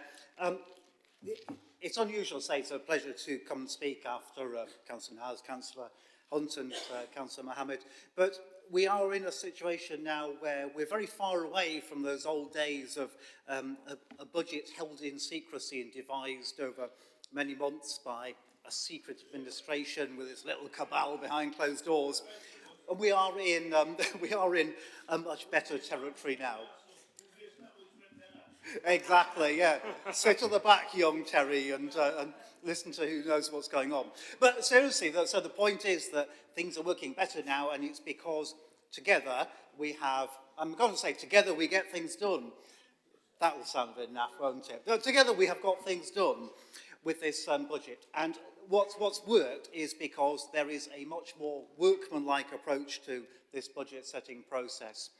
And the reality is that we are in a state of austerity. And yeah, Mr. Hunt, he makes out he's a nice guy, but he doesn't offer very much, does he? Mr. Hunt today offers us 6 months' worth of the Household Support Fund. Great, well, thanks for that 6-month reprieve. The Household Support Fund's only there because we've got so many people living in the city and in the country who've been frankly screwed over by the government and are living in desperate times. That's why we need a Household Support Fund. So, yeah, small mercies. But we have to accept, I mean, it is in our budget report that it's our planning assumption that there will be, and I quote, very limited, if any, support from government after 2025-26. So what that means is don't hold your breath if you're expecting a general election to change things. There's a really important point there for us, and that is that we need to reflect on our own city's financial sustainability, and that is where I'm really pleased, and that's where I just want to say thanks actually to everyone who's been involved with this, members here, senior officers, junior officers, the ones in the middle, public, voluntary sector, etc., because it has been everyone pulling together and creating this thing that is workable, and we see that in the amendments that have been put forward. The amendments, again, have moved on a long way from those amendments several years ago. They are more progressive, they're a bit more thoughtful, but actually fundamentally they're not changing a lot because the core budget kind of works out now. None of us want to make cuts in services, but actually the budget process has led to something that is it is workable. It is the sort of thing that we can live with, and that's why I hope that we can vote for this with the amendments. The amendments, certainly 2 out of the 4 amendments, actually have no alteration to the finances of the budget at all. So I'm hoping that they can be added to the collective thought and reflection on our statement on the budget that we put out to the members of the public.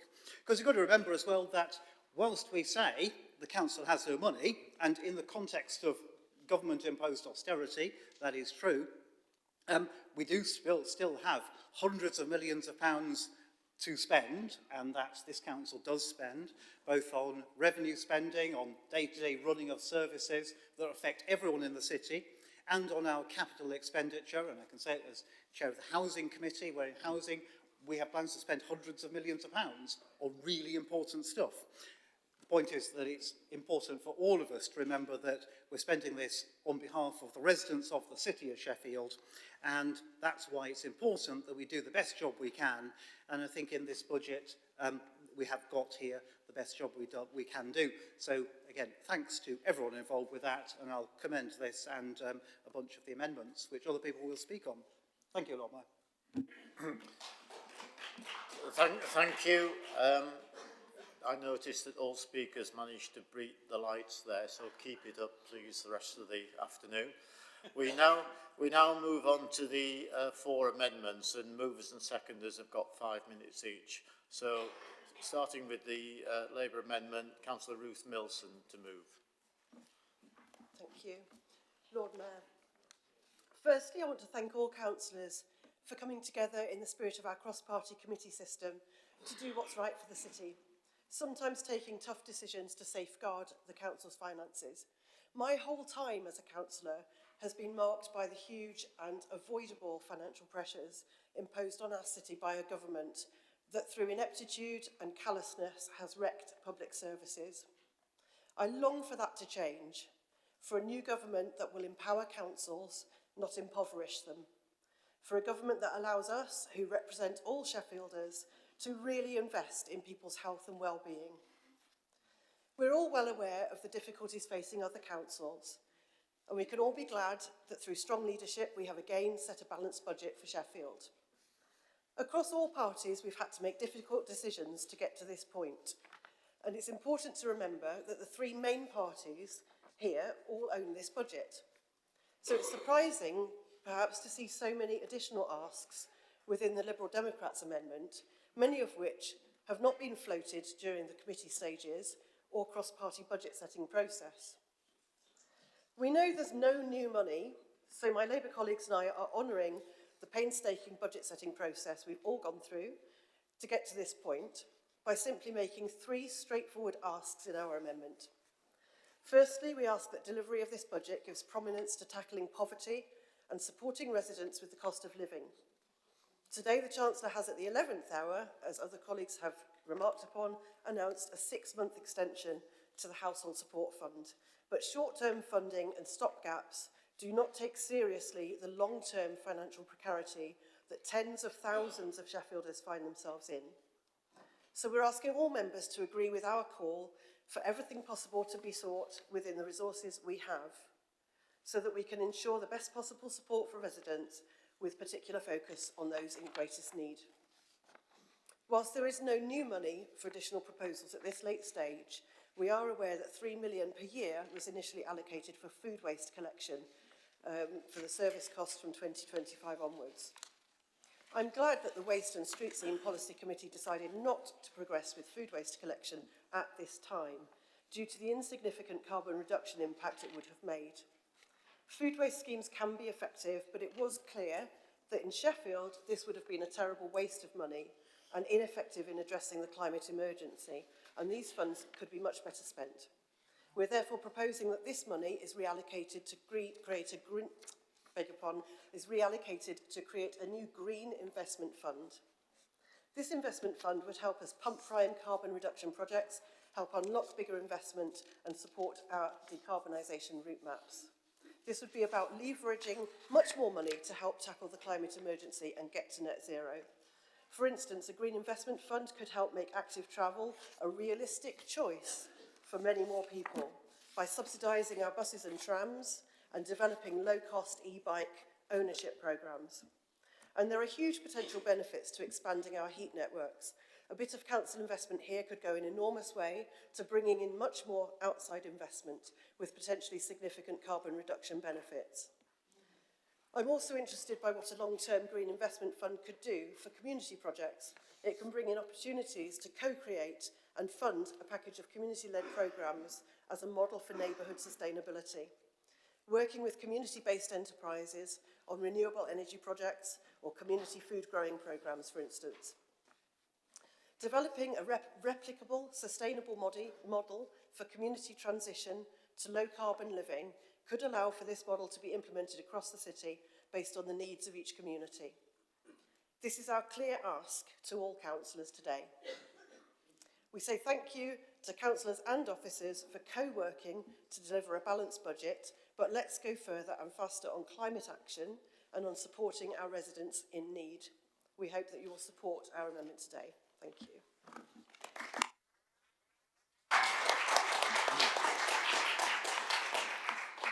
Councillor Tony Darling to second the amendment. Thank you, Lord Mayor. I'm pleased that our prudent approach to managing the Council's finances has enabled Council to propose a balanced, albeit challenging budget here today. And I think we would all agree that proposing a budget after government cuts budget totalling £483 million since 2010 is not something any of us would want to do.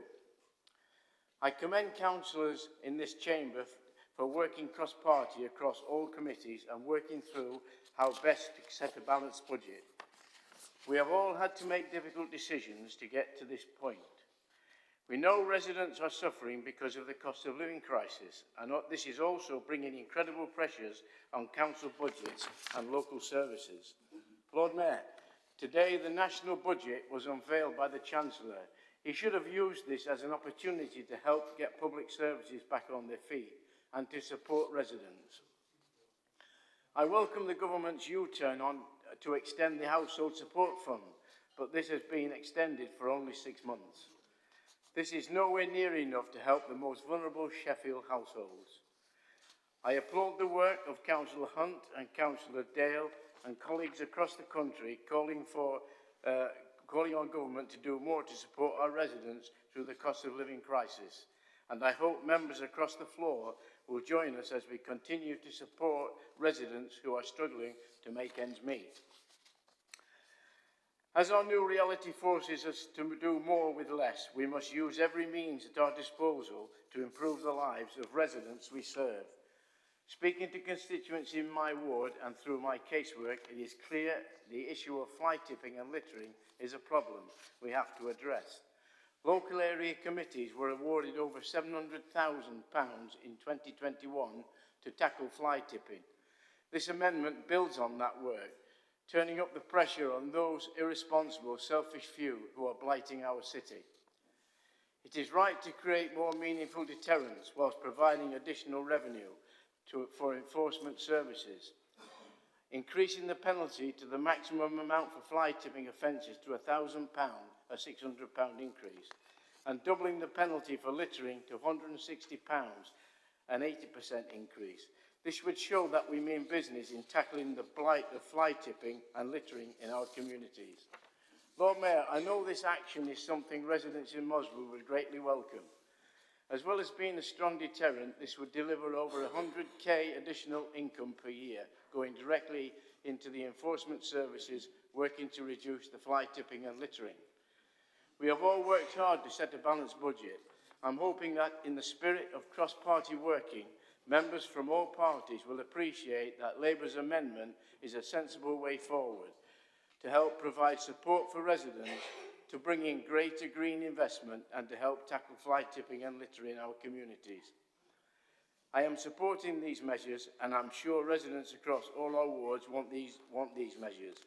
Members across List 4 should support them. I second the amendment. Thank you. Thank you. We now move on to the second amendment and Councillor Mike Levery will propose. Thank you, Lord Mayor, and thanks again to the finance team over the year and also in supporting this fully costed budget amendment. 2 years ago, we had a budget meeting. It was the final act of the strong leader and cabinet model, with the Labour and Green coalition using half of the reserves supporting the budget to bail out their proposals. £20 million overspend, followed by £15 million just to set a balanced budget. We're now in a far better situation. Since then, 2 consecutive years of balanced budget, £5 million overspend in 22-23, and a significant overspend we're looking at this year of 17 million. Which means that we have to use surpluses from the collection fund to boost the reserves for budget support, and that's not available. However, we believe that there are two areas where we can look at funding this amendment. Continuing to protect taxpayers' subsidies for trade unions in the current financial climate cannot continue. We have to look at taking this funding forward in the following three ways. Professional librarian support for our volunteer-run associate libraries, which is desperately needed. Extra staff in the Council's private sector housing team to tackle the significant number of one-parent families facing eviction. The number of families in emergency accommodation continues to rise, whilst council house voids are still above target and citywide empty properties have risen since 2019 under the new policy. Most of those properties, by the way, over 80% are in tax bands A and B. Penalties are not an incentive. And we look forward to SNR, Strategy and Resources, looking at bringing into use incentives for bringing back into use properties that are empty. The third element is blue bins. We propose up to 5,000 larger blue bins to start the process of more recycling of card and packaging that would otherwise have gone to incineration. So that element of the budget is the proposal. The second element is through reallocation of the investment in Sheffield fund. Two elements of that. First of all, bus fares for young people, particularly those who have caring duties that have gone up in the 18 to 21 age group by almost double. When they are carers, it's costly to fulfil their role if they need to use buses, and therefore we propose that Sheffield young carers should receive free bus travel to carry out their duties. Secondly, last year in the 23-24 budget, we proposed in the budget amendment a heritage, parks and community assets capital maintenance budget to support the renovation of buildings such as the Rose Garden Cafe, the Burley Bathhouse and Beach Shifadi Barns. We're pleased to know that we now have a heritage strategy approved as Strategy and Resources only a couple of weeks ago. However, there is no funding and the need to seek funding for a heritage officer. If necessary, some of this capital fund can be used as revenue to fund a heritage officer for the first year. As you can see, we have developed a comprehensive package of proposals addressing recycling, heritage, communities, climate change and young people. And we recommend this budget amendment to full council. Thank you, Lord Mayor. Thank you.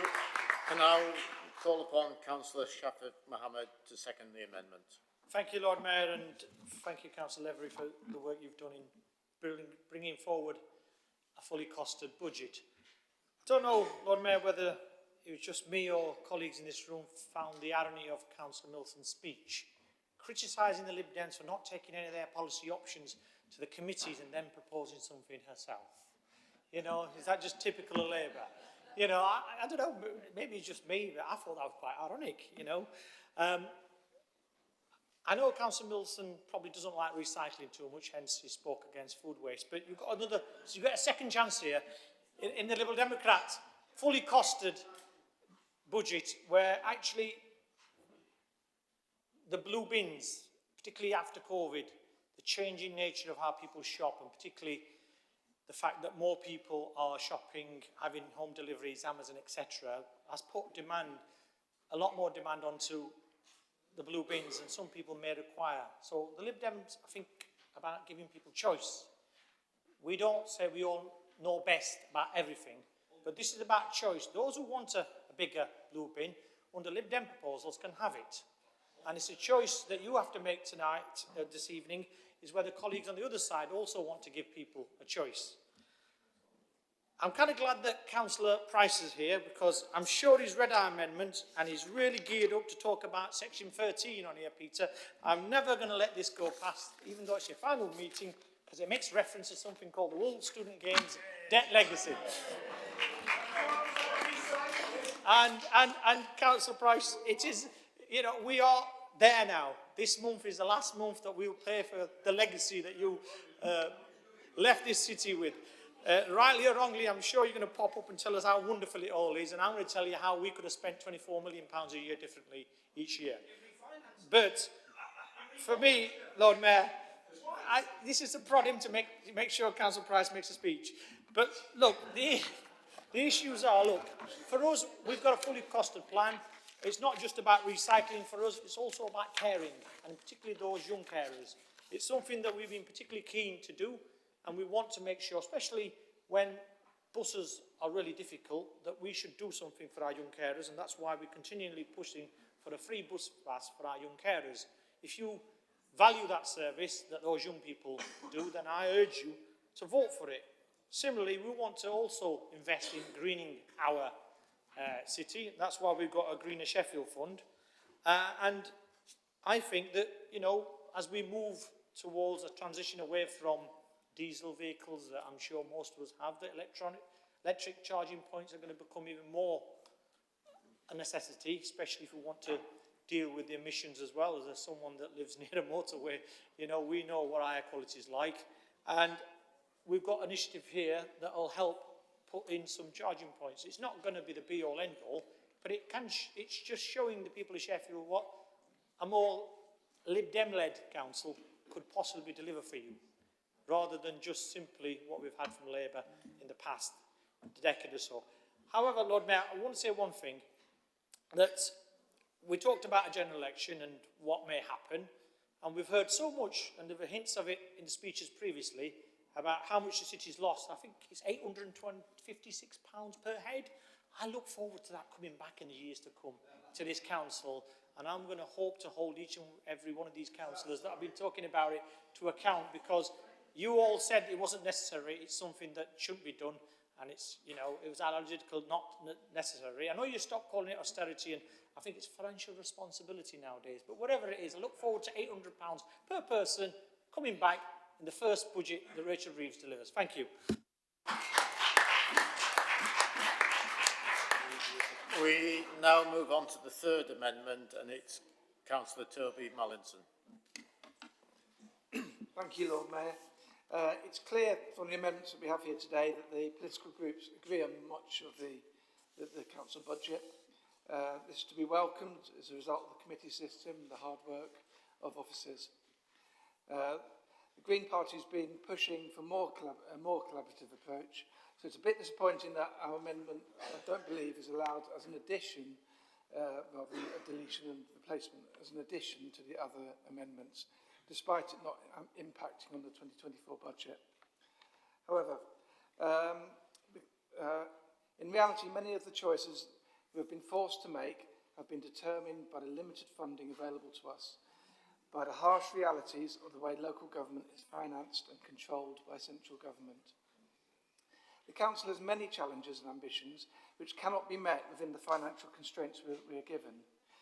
We know that if the government changes following a general election, that the Labour Party has decided to continue to tie themselves to arbitrary fiscal constraints. Many are dismayed that there are no plans from them for a wealth tax, or any other tax-raising measures from the wealthy. Green Party proposals to increase tax on the wealthiest 1% would raise £50 billion for public services. We believe this would help make us a fairer country, fit to fight the environmental challenges we face. Lord Mayor, there will be no cavalry coming over the horizon to save the day after the general election. Many fear that it will be a seamless continuation of failed destructive austerity policies. The nature and climate emergencies are not going away, and neither is the Council's commitment to have a net zero carbon city by 2030. There are huge benefits that we can realise whilst achieving this goal. With targeted investment, we can aim to have warmer homes, affordable energy bills, secure, sustainable local food production, cleaner air, safer streets, affordable and reliable public transport, and a rich, diverse natural environment. To address these huge challenges, we need to generate new sources of funding, to bring in the funds we need to upgrade our public transport, to insulate our homes, to generate renewable energy, and to protect our city from the climate change impacts that are already happening and are likely to get much worse.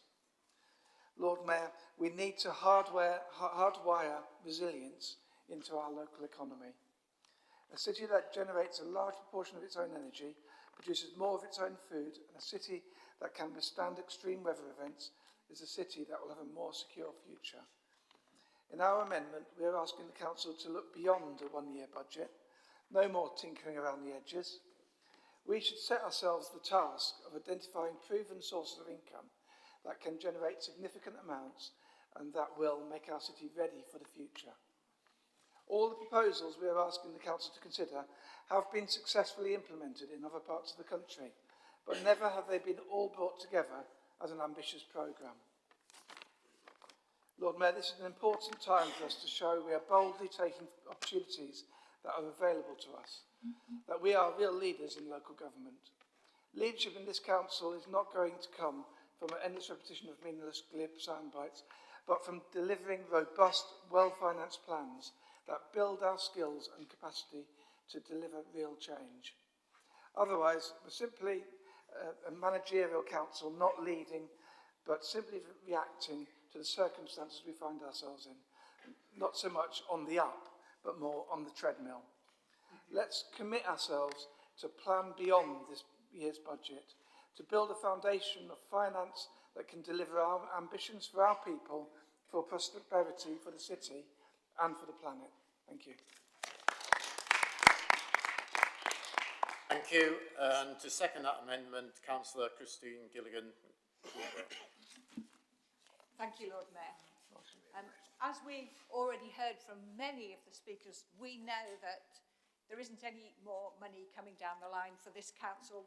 The recent budget hasn't helped us, and we're not convinced that the next government will be any better. And as Councillor Mallinson has outlined, if we want to achieve net zero by 2030 and boost the economy of Sheffield, we need to do more than tinker around the edges with small tweaks each year. We need long-term approaches, and we need to think differently about how we run the city, as the radical progressive economist Mariana Mazzucato has outlined.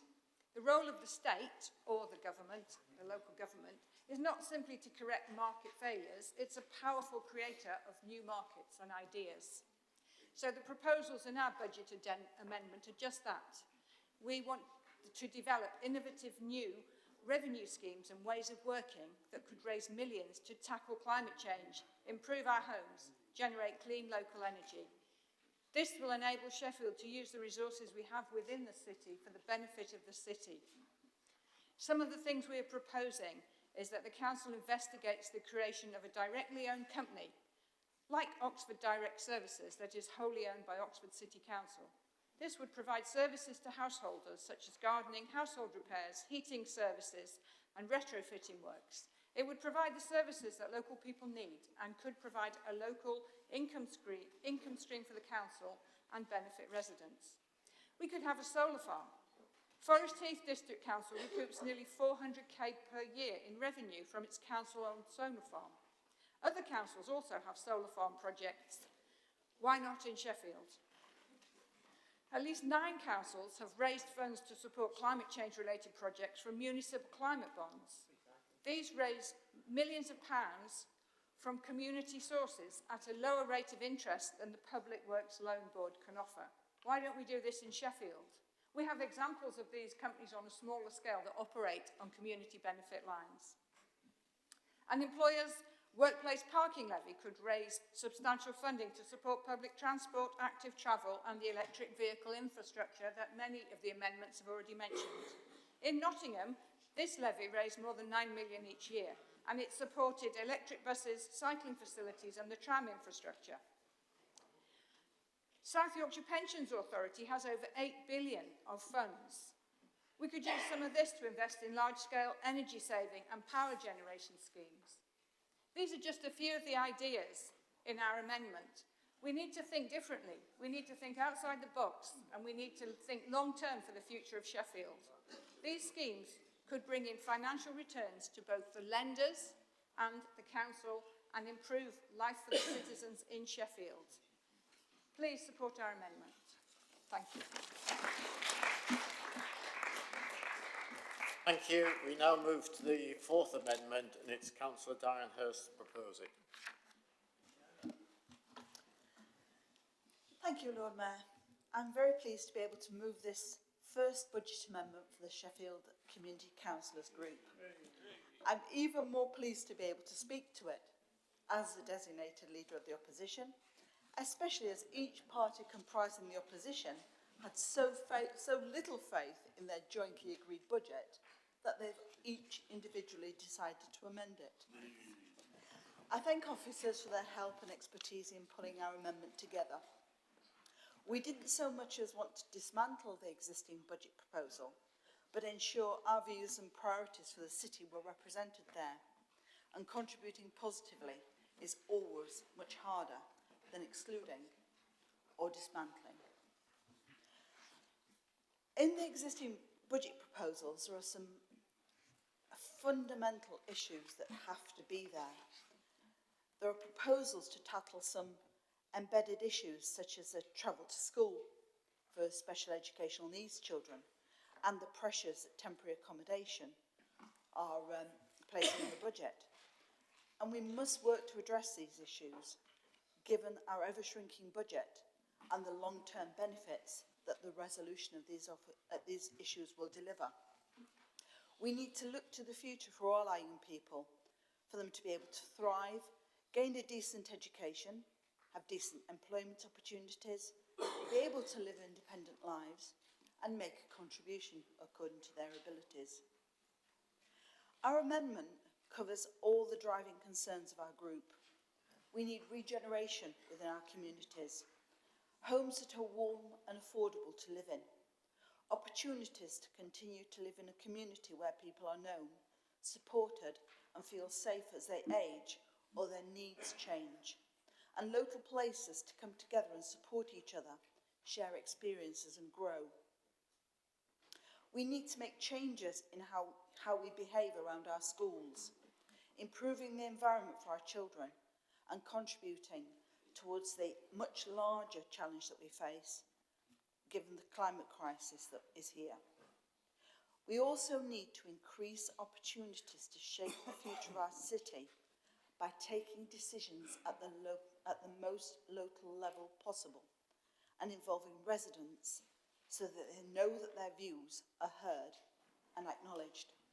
After all, it's a refusal of another group in this chamber to listen to residents' views that brought about the very existence of the Sheffield City Council group. I know that if we work together and we can put our city first, we can achieve many things. I'm proud to move this budget amendment, and I ask you to support it as a first step to working together. Thank you. Thank you. And can I now call upon Councillor Brian Lodge to second the motion? Thank you, Lord Mayor. It does give me pleasure to move this amendment, but just before I talk to our amendment, there's a couple of things I think is worthy of notice. The Lib Dems amendment. Yeah, you talk about recycling. You've recycled your amendment from the last three budget councils. Different speaker, same amendment. You know, all I have to say, Councillor Clement Jones, your delivery 1 year was much better. Nothing personal, Mike, but you had to be here at the time. And to talk about additional blue bins, first 5,000, that's 2% of the city's homes. 2%, the first 5,000. It's fastest finger first again, who gets the bigger blue bin, not forgetting the debacle about the blue boxes that were out there initially. And then the final thing that I can't pass over is about the major sports facilities and how you continually raise this over and over again. Do you remember the things called endowment mortgages, where you paid into a pot, and eventually that pot was there to pay off the loan? That was the Luxembourg bond, and it was an endowment mortgage, which the Lib Dems refinance. Let's not forget that. Not many in this chamber will remember when they refinanced it, but you did to fund some of your priorities. And that's one of the reasons why it's reaching the final payment now. So don't mislead the public on that. And Councillor Johnston, you made reference to all the committees have contributed to this budget.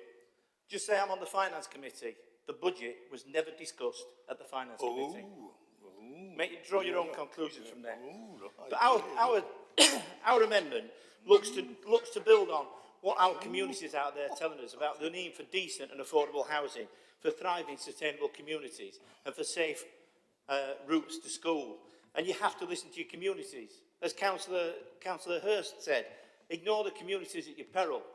8 of us sided with what the community in the South East were quite vocal about, and all 12 members of the South East LAC were supportive of.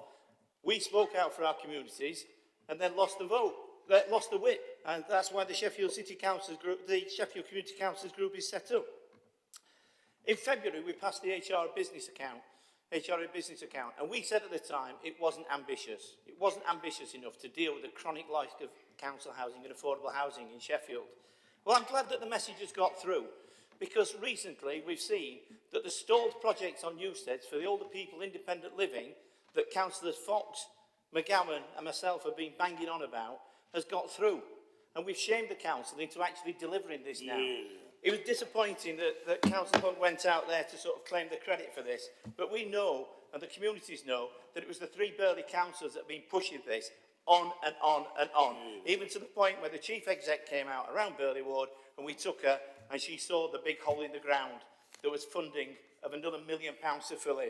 So I'm pleased that that's gone through. Our budget proposal looks to use up to £1 million from the Transformation Fund to develop innovative ways to fund and drive forward the building of council and affordable housing in Sheffield. We also need to have consideration of where these homes are built, not just building them for the sake of building. We need to make sure that they're built in the communities so people can live in their communities, stay within the communities, with their doctors, their churches, their clubs, their neighbours, their friends, their informal support networks. One thing that is of huge concern that's come out in the housing revenue account is the plan to dispose of up to 22 community buildings that just sneaked out in the SNR agenda that's come through. And it's shocking, really, that it just seems to come through and it's part of the housing revenue account to balance the business plan that was voted on by all the Labour, all the Lib Dem and all the Green councillors. I say all the Labour. One Labour councillor, Councillor Mayor Richards, voted and seemed to vote against the whip. We did that and we got suspended. I'm not sure what's happening there. Safe routes for children to get around schools is imperative, and we want to build on the work that's there with the traffic regulation order for the yellow zigzags to put red routes that improve the ability to charge for parking that's on red routes and for the people that are just stopping and dropping kids off, which you can't do on double yellow lines, and they can extend beyond the zigzags in schools, beyond the entrances. There's one red route in Sheffield at the moment, and that's around Tockley. That's at Tockley to protect the school round there. It's not ideal for smaller roads, but for main roads, then that's there. And we're proposing that money from the additional funding that comes in through the CAS and bus fare fines is used to fund additional work to do that. If I may, Lord Mayor, if I'm just... one sentence. Beg your indulgence just to say thank you, really, to Lord Mayor, to you for this year and to other colleagues that are on the council. I've been on the council 21 years. It's like my last meeting. For many of us that are leaving on here today, it'll be our final speech. And I'd just like to say thank you. I've made some good friends. I've made some great friends. I've made some good colleagues in here. Respect and loyalty are earned. They're not a given. Recent events in the last year have made me reassess some of those things. However, I have no ill will to any member in this chamber.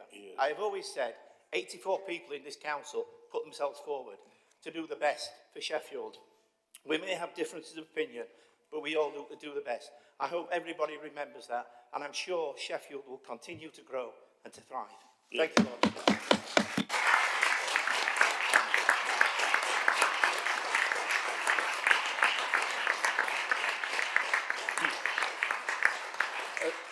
Thank you for that. Thank you for that, Brian. And more to that at the end of it. We're now moving to general debate, and it's back to 2 minutes per speaker. I've got 13 speakers lined up already, and I'm going to start with Councillor Lewis Chinchin. Thank you, Lord Mayor. When I was considering what to say in what will be my final speech, it was clear to me that we need to build a positive vision for Sheffield rather than sliding back into the usual Labour this, Tory that. Sheffield is a great city. That's not to say it doesn't have its challenges. It certainly does, and there is more that we as the council need to do.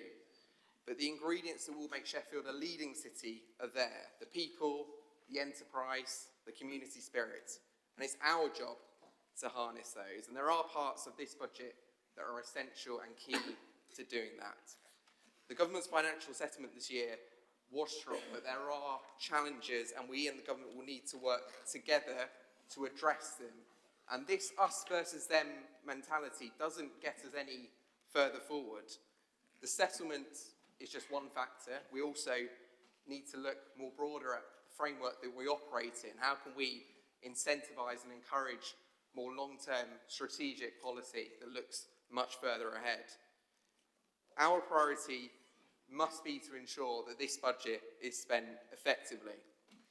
We need to learn from past mistakes and embed those lessons in our decision making. We need to be robust with our capital spend. Priorities are not set to deliver the value we first thought. We should divert those resources elsewhere. It sounds simple, but too often we don't get the basics right. I believe all members here want to make our city a better place, and whilst we'll always have disagreements over how to achieve that, we should always remember that we are here for the same reason, and that is a message I think that needs reiterating now more than ever. I'd like to finish by thanking officers for their unwavering support and all members from all the different political groups and parties on this council who I've had the pleasure of working with over the last 3 years, and it has been an enjoyable experience at certain times, maybe not all the times, but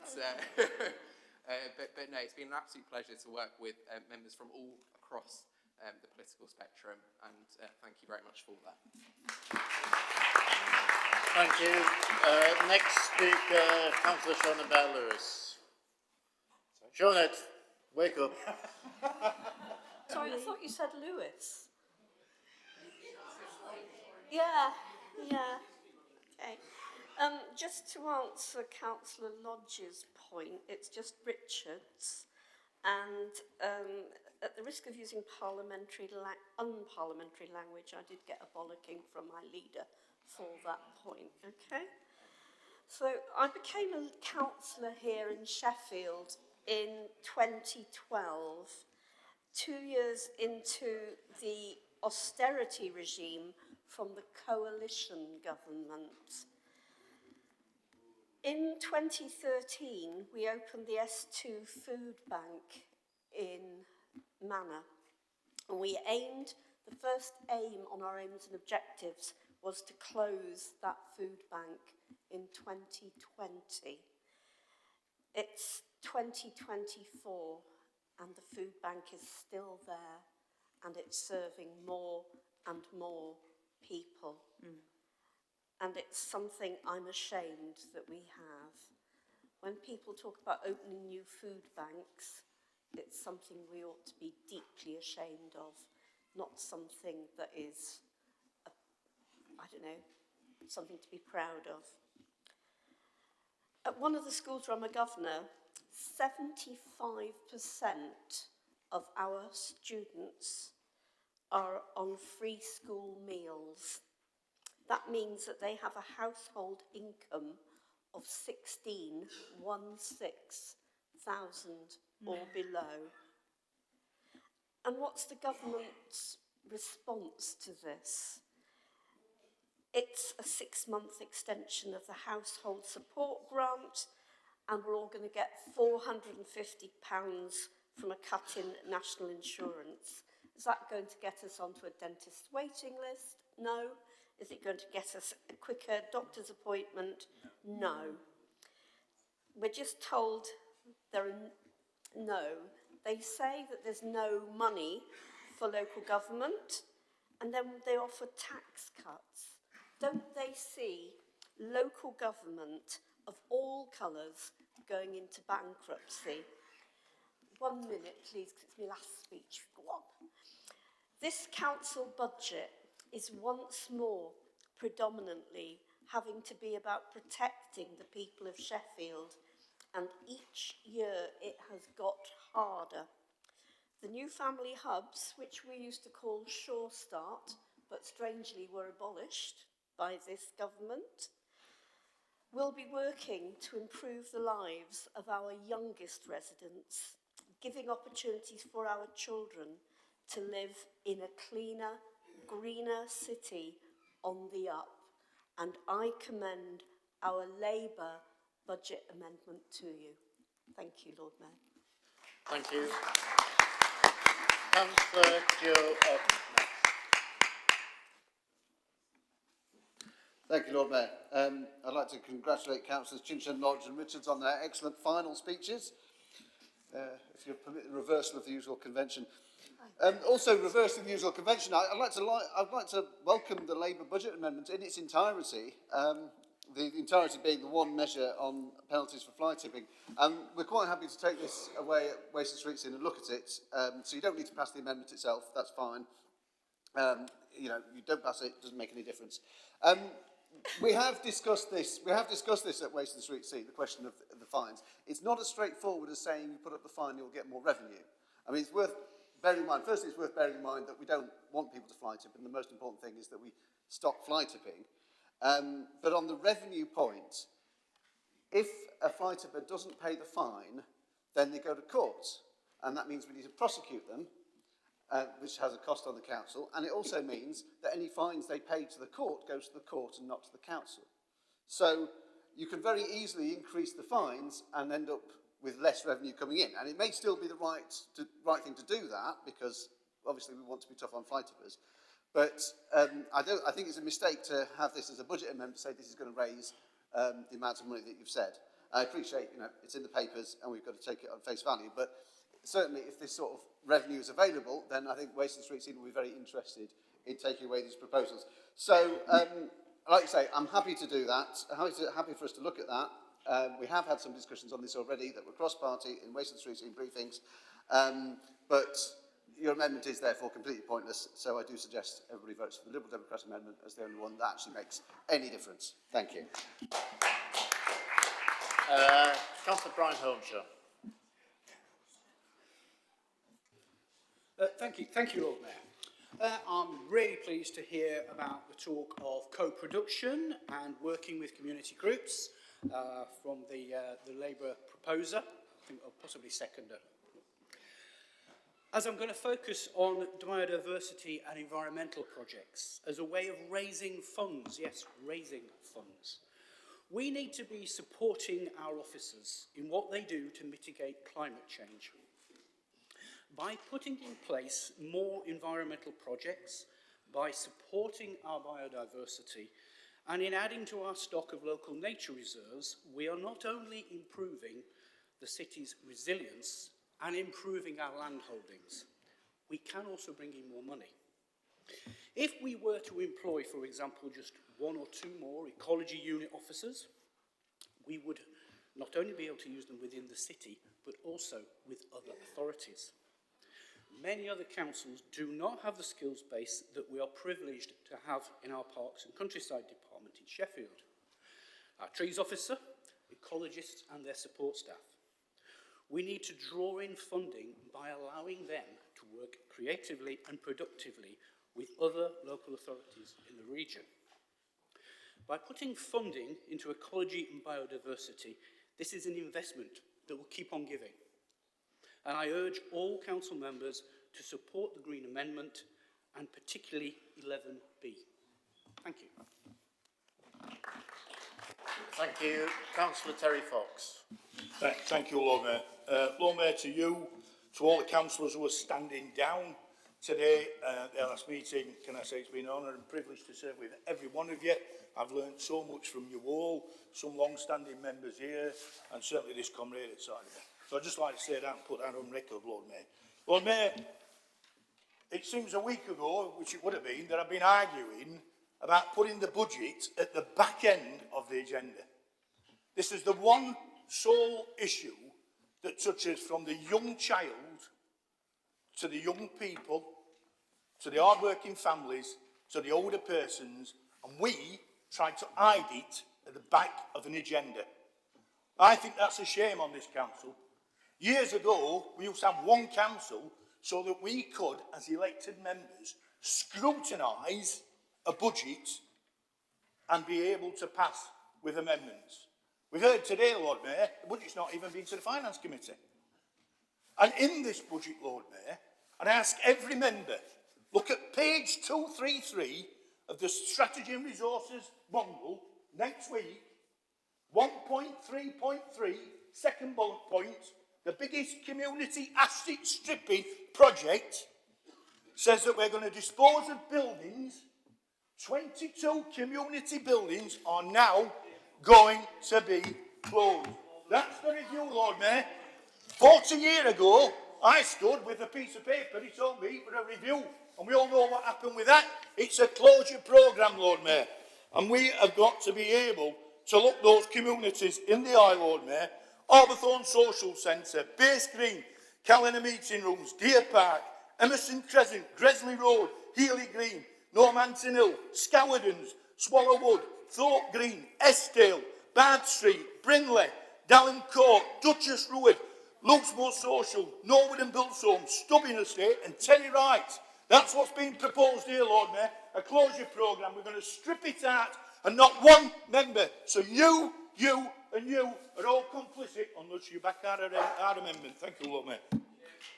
Okay, thank you. And it's Minesh next. Thank you, Lord Mayor, and good luck to everyone else who is standing down. I know we don't have a convention for congratulating retiring members, but best of luck for the future. I wanted to speak in favour of the Labour amendment, and in particular the proposal to establish a new green investment fund. It is right that this council declared a climate emergency and has ambitions to tackle the twin climate-nature crisis. In this chamber, we all know both the importance of taking this action as quickly as possible, but also in doing so in a way that makes the city a better place, improves health outcomes, creates good green jobs, and improves the quality of our housing.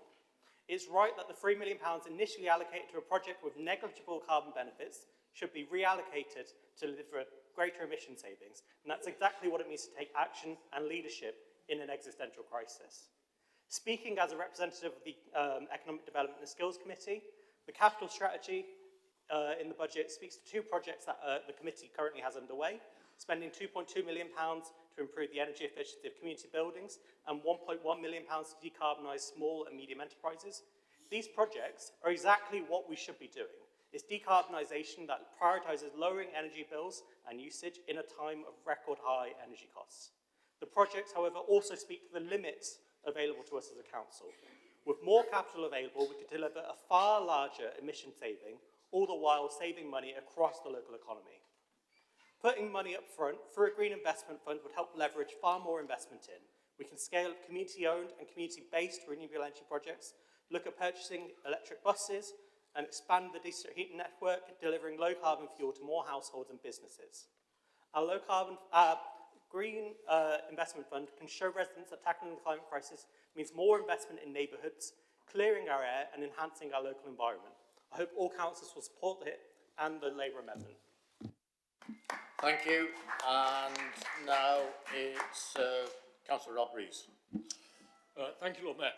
I'd like to make a point for the Green Amendment of just mentioning that a considerable contributing factor to the bankruptcy of Thurrock Council was a considerable investment in solar farms.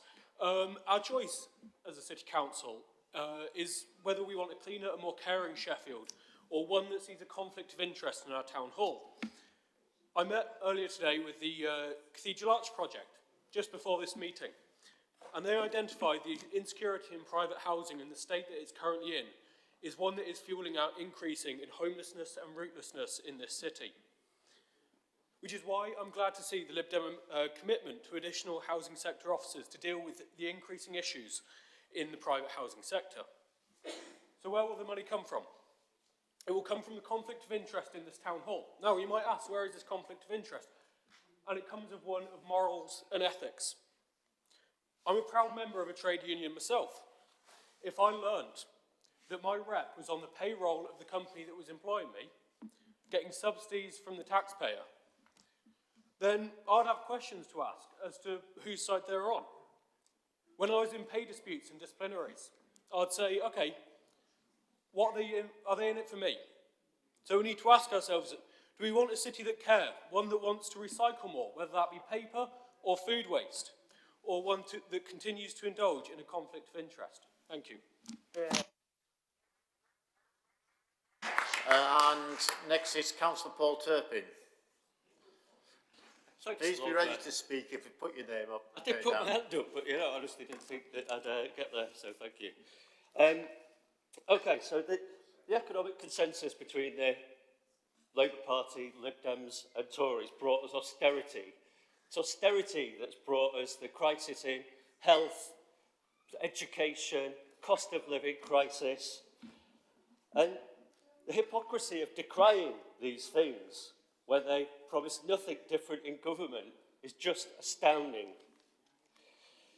The Lib Dem electioneering in their amendment, leaflets are always more important to them than putting Sheffield first. Any of those policies could have been raised in committees, any of them.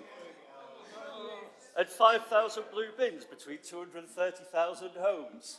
Small-minded and exclusive. Put that on your leaflet. So the Labour, I mean, we're happy to support the Labour amendment. Pleased that you backed investigating green bonds in the February full council meeting. One question, I'm not sure if I've got it wrong, but regarding the fines for fly tipping, it does say on the SEC website that there could be unlimited fines or up to 5 years imprisonment. Maybe I've misunderstood something there. And thanks to the community councillors for their amendment, because it's really good and really refreshing and shows what you can do when released from the Labour whip.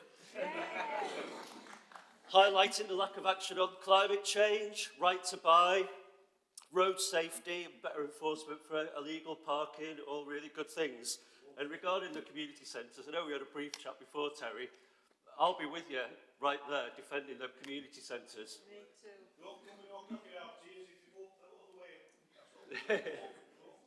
Thank you very much, Lord Mayor. Thank you. Now, Councillor Fran Belbin. Thanks, Lord Mayor. And can I say thank you and best wishes to all those councillors who've given speeches, who are standing down, and for whom this is the last council meeting. They can absolutely be forgiven for dwelling on the past in their speeches. I'm not sure the same can be said for the Lib Dem amendment, which is the usual traditional trade union bashing amendment that we've seen for the last few years. What I did want to talk about, I suspect we're not going to get onto the council plan given the time in the meeting, but I do think it's important that we do mention it, because actually that's the story behind this budget. That is what we are supporting, and we do need to focus on the future. We now have a 4-year plan in place, and we haven't had a plan for quite a few years, so it's important that we do. And when you look at what we're promising in that plan and how we are building up to address the issues facing this city, that this budget will contribute to. It's about addressing the inequalities in the city, whether they're in health, in housing, or in other parts of our communities. It's about ensuring the safety of our young people and making sure that we're investing in their future. It's about creating new homes. It's fantastic that we had the £67 million investment announced from Homes England last week into new homes, including 20% affordable, and the fact that we've now been able to make progress with those more than 1,000 council homes that have been stuck for the last couple of years. It's about improving our green spaces, and it's about working more closely with our communities and involving them more in our decisions. We'll be supporting clean economic growth through the council plan, better jobs, better skills, and especially around the net zero agenda, enhancing our culture offer, our heritage offer, and creating a more connected city with much improved transport. It's really important that we do focus on that future, that we do keep on using this budget to make sure that we do have a Sheffield that has a better, brighter future.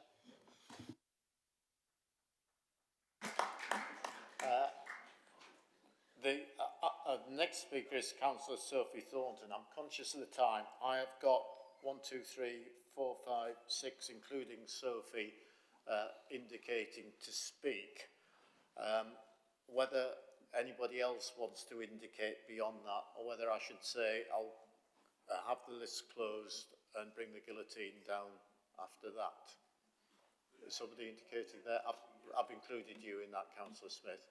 So, right, I'll take the final 6 speakers I've got on my list, which will take us past after 5. And I know, Councillor Price, you've indicated 3 times. I have you on your list, and as a special treat, you're going to be the last to speak. Councillor Thornton. Thank you, Lord Mayor, and thank you to the officers that have worked so hard on this budget. I'm speaking in favour of the Liberal Democrat amendment today, as it is vital that we protect our city's heritage, and that's not something that's really got a mention much today. No one here wants to see our city's history disappear, and it never seems to be at the top of anyone's to-do list. And that's evident here today, as the Liberal Democrats are the only party with a fully costed plan to protect it. And it's unfortunately now this council's form to leave our important heritage assets to rot in disrepair, whether it's the Grays Park Rose Garden Cafe, Beechiff Abbey Barns, the Burley Spa Bathhouse, Market Tavern, Cobner Cottage, the war memorial trees that got cut down. It's absolutely unacceptable. And it's why it's deeply ironic that we now have just seen a heritage strategy, a strategy and resources committee, and a cultural strategy at economic development and skills committee. What is the point in having a strategy for buildings that are falling down? Why can't say to people that Sheffield is a wonderful place to come and visit if we haven't got any heritage assets for them to come and see? And it's not just about the buildings, it's about the people that are working and giving their time to make the city a better place. It's the mistreatment of the Rose Garden Cafe staff who were kicked out without notice. It's the Beechiff Environment Group who were locked away from Beechiff Abbey Barns from accessing their equipment. It's the friends of Burley Spa Bathhouse who desperately want to take on the bathhouse but have had barriers put up to them at every single turn. And this represents a lack of respect, a lack of support, and a failure to listen that is not a part of this council that any of us want it to be. And that's why the Liberal Democrats are proposing to put money where it belongs, as J.G. Grays wanted it for Grays Park, for the people in Sheffield to protect our city's important heritage. So if you believe that our city's heritage is really worth supporting and protecting, you would do well to support our amendment today. Thank you. Point of order, Lord Mayor. I would just remind young councillor over there who perhaps wasn't on the council at the time that Cobner Cottage was fully restored and the money that came from it's not a point of order. It certainly is. Councillor Richards, and it was ploughed back into Graves Park. Councillor Richards, you're as well aware as I am as the proper procedure, and that wasn't proper procedure. Councillor Jones. Thank you, Lord Mayor. I welcome our amendment to the budget. I think it's ambitious. I think it addresses some of the topics that everyone else talks about. We're looking to bring forward monies to invest, not just simply talking about creating investment pools, but actually delivering one. So I'm hopeful that people will support our amendment on that element. And with Joe, I look forward to delivering better waste disposal services for our city, better refuse services. I think that we do need to do more. And I regret, as I've said to Councillor Turpin on previous ones, that we have to vote on these amendments as an entirety and not in part, because it makes it difficult for the accounting bit.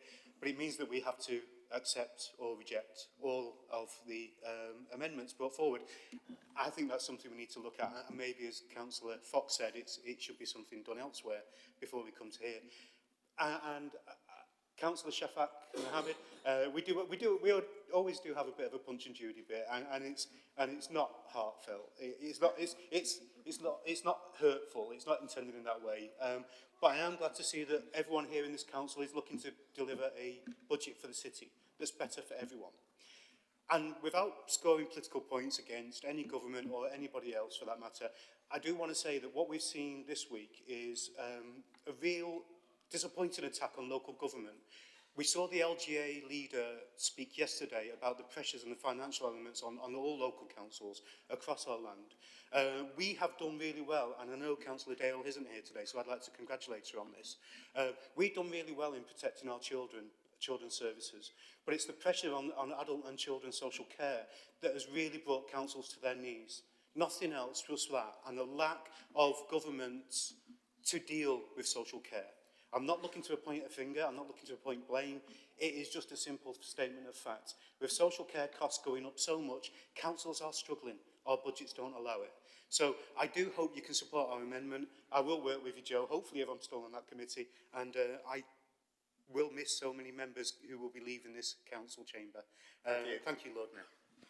Thank you. So the final order will be Councillor Horner, Councillor Rooney, Councillor Smith, Councillor Price. Councillor Horner. Thank you, Lord Mayor. Thank you, Lord Mayor. I haven't really... I'm sorry, I thought you said Councillor Rooney. Sorry, Lord Mayor. You said that without moving your lips. I thought I was hearing things then, Lord Mayor. I must be getting old. Lord Mayor, I just wanted to speak in support of our budget amendment and one specific part of it, but I couldn't help but notice, maybe I should salute the courage of Councillor Milsom and Councillor Manesh in talking about a green investment fund. I mean, has that been signed off by Millbank? Have you run that past Keir Starmer? Because if it's 4 million or whatever it is now, if it's a bit like Keir Starmer's investment, what will it be, £4.50 in 3 years' time? I wanted to speak specifically, though, about support for child carers, an unrecognised group of people, and our proposal, which I think is really good, and it may well be recycled.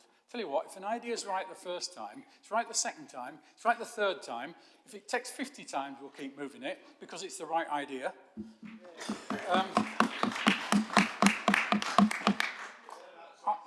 I believe that child carers should get free transport. It's particularly relevant in the South East because child carers who are in further education, who are in sixth forms, have to travel in the South East because this council does not provide sixth form education in the South East. So I think they should get subsidised travel, free travel.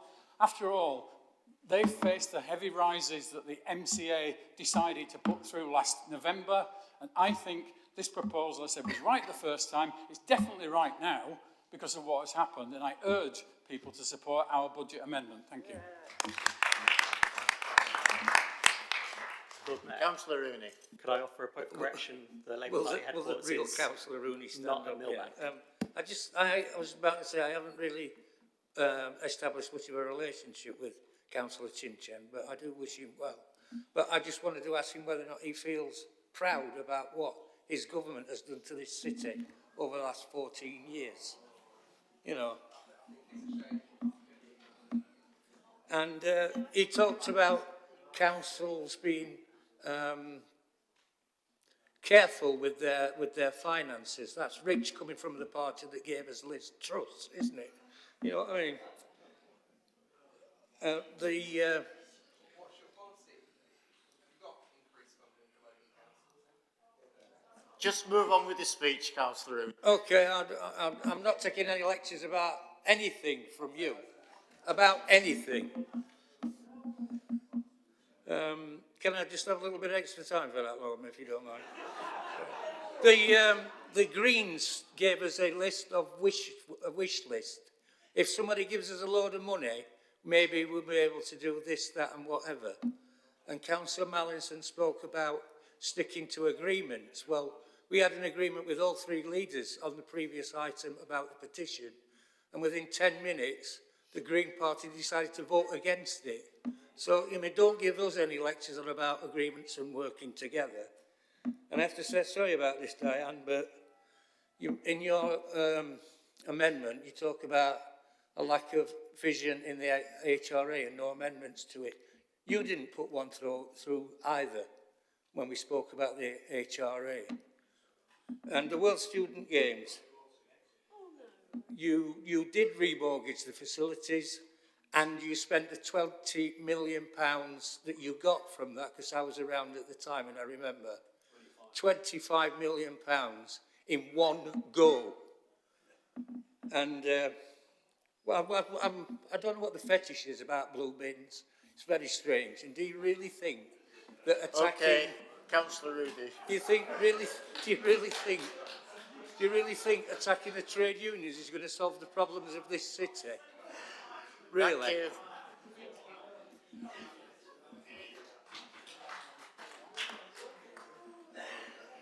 Councillor Smith.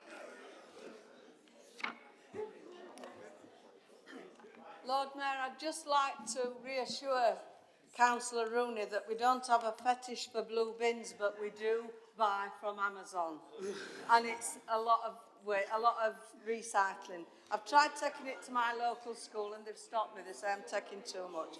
Anyway, Lord Mayor, I want to talk about the community buildings that are on a wish list that I never saw as a local councillor. I work very closely with Waterthorpe Tara, and over 2 years we built that Tara up.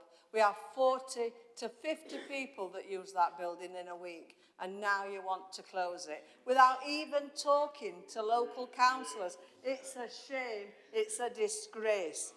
I also want to say, Lord Mayor, that about the Heritage Fund, it's not before time.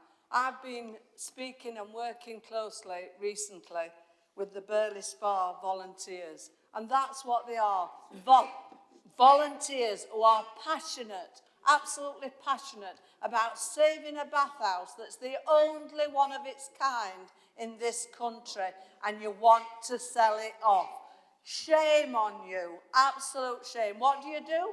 You just keep putting obstacle after obstacle in their way. 3 times they've sent you a business plan and it's not good enough. Why? Because you've no intention of allowing those people to bring that back into public ownership. It's an absolute disgrace. Work with local people. It's about, the lights are a fresh air to me because I believe in bottom-up politics, and I am sick of this council telling us what to do and keeping us locked in a cupboard and not telling us what decisions you're making behind our backs. What is the point?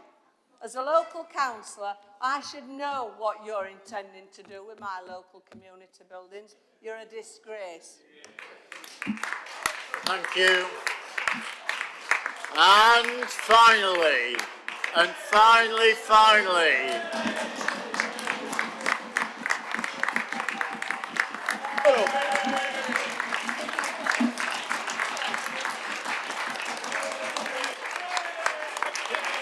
hope I'm not being timed. Right, you've got a treat. Time's nearly up now, Councillor Price. You're going to get my traditional budget speech as wound up by Stefan, because he knows, as well as everybody else knows, there is no debt on the World Student Games and hasn't been for years. Let's get it clear. The World Student Games cost this City Council £10.2 million and was paid for back in 1992 out of reserves. Right. Now, what happened then? If you think things are bad now, think of what it was like in the 80s under the Thatcher onslaught. We had, in this city, believe it or not, 15.2% unemployment rate. Not 5, 15%. We had dereliction spreading from the M1 to the Wicker Arches after factory closed. Remember, and Steel, Peas and Toes, and Firth, Brown, they all went, leaving dereliction, depression. And we had a policy with the private sector, what to do. We brought in an independent consultant who advised that the future for was leisure and tourism. That was the growth industries. And we took a unanimous decision in this council chamber to go down that route. And we spent on 7 high-quality facilities to transform our city, £147 million building 7 facilities. You all know what they are. Since then, we've gone from 4 hotels to over 25 hotels. We've attracted investment for the English Institute of Sport, no cost to the city. The National Eye Centre, a massive grant to build that because of what we're doing, and now the Olympic Legacy Park, all on the back of that initial investment. The whole city was transformed from a depressed, deprived area into one that's vibrant and positive, and is now basing its thing on visitors' attraction. As more hotels are opening every day. We had 4 hotels and nobody wanted to come to Sheffield. No developer wanted to invest in Sheffield, and it would transform. It was a unanimous decision. You only ran away and opposed it when it got controversial, because we had difficulty in raising the support from the private sector. And just to say this, there is the debt, because the government wouldn't allow us to use the capital programme, we had to set up a trust, very courageously, to raise the money on the banks. And that's where we had the flexible money. Year after year after year, this council raised revenue. Twice, by the way, £35 million to support the revenue budget. Once when you were in power, once when we were in power. Twice over 25 million was raised on it. And year after year after year, used to be a column in the revenue refinancing cities. That's what you're paying for.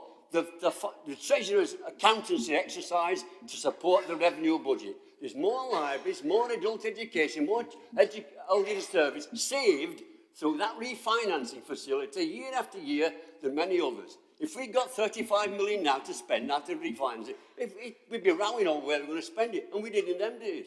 So it's not fair to blame the wealth again. This is a Treasury's account, Treasury system of using it to support the people of Sheffield for life, if you like, and their lives improved. I'm proud of what this council did. It was a very brave decision, and we look back in and see what's been achieved, and still are being achieved. More and more people want to come to this city. Students, the university are popular because they see what we've provided, and that's from that initial thing, and there's no debt, and hasn't been for many, many years, regarding the games themselves. Thank you, Lord Mayor.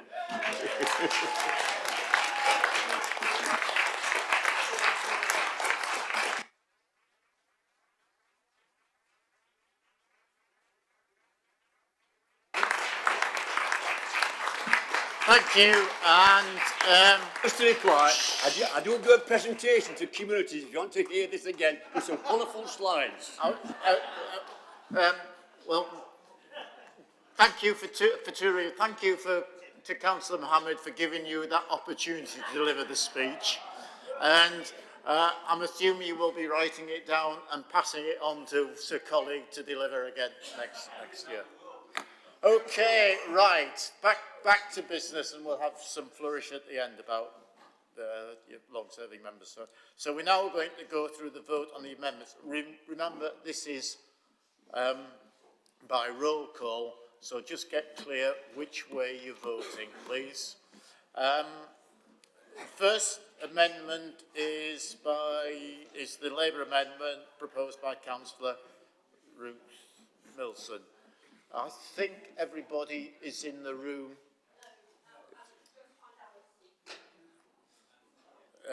Okay, whilst we're finding a road member, when we're doing the roll call, you don't need to put the microphones on, but just shout clearly so you can be heard. And if all other members stay silent while it's on, we'll tot up the scores at the end and find which amendments, if any, have been passed.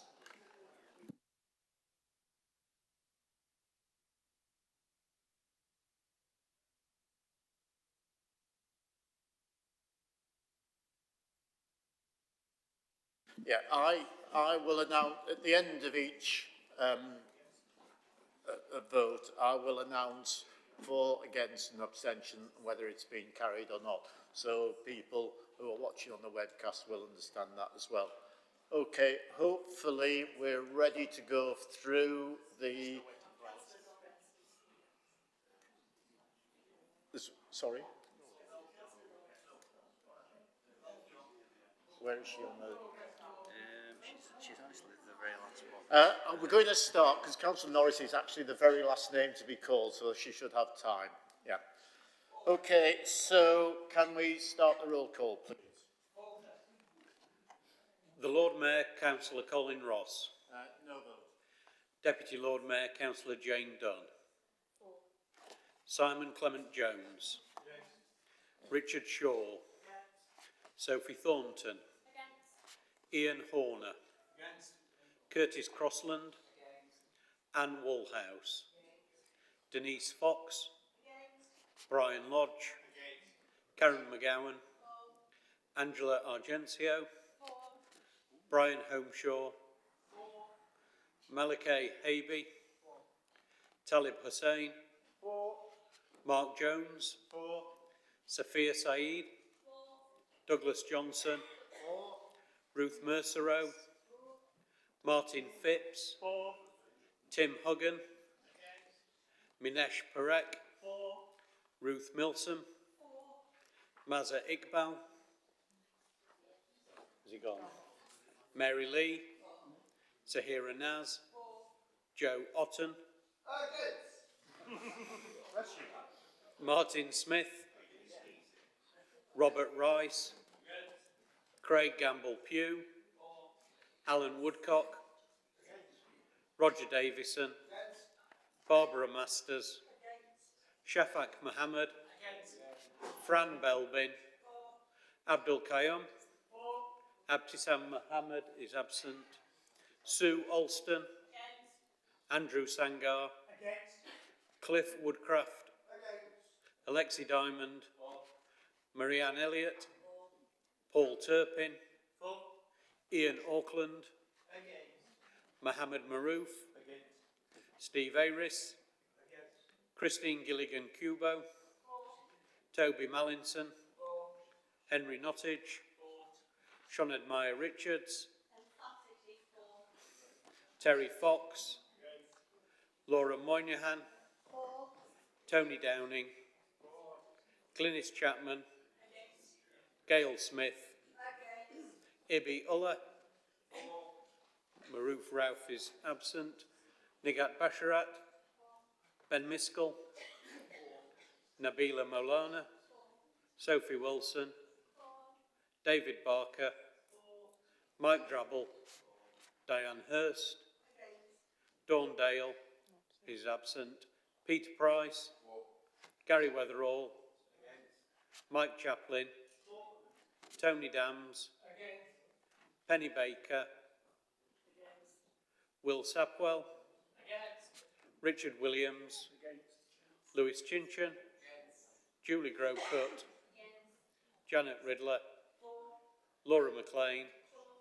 Tom Hunt. Bernard Little, I think, is absent. Alan Hooper. Mike Levery. Anne Whittaker. Mick Rooney. Alison Norris. And Paul Wood is absent.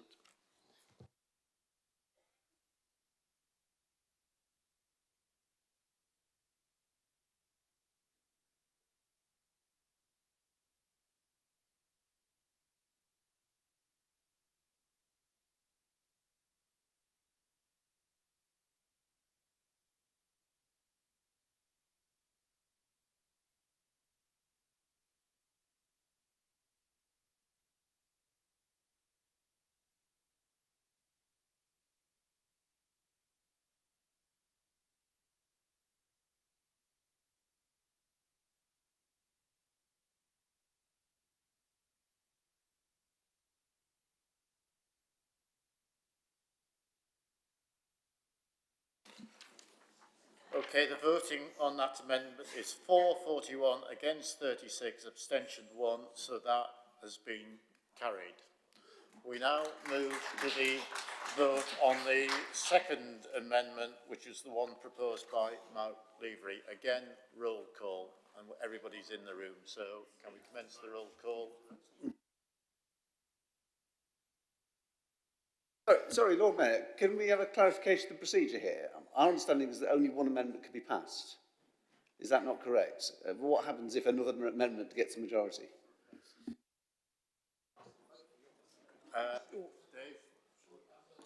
The way that they are drafted is that it would replace the one that's already been.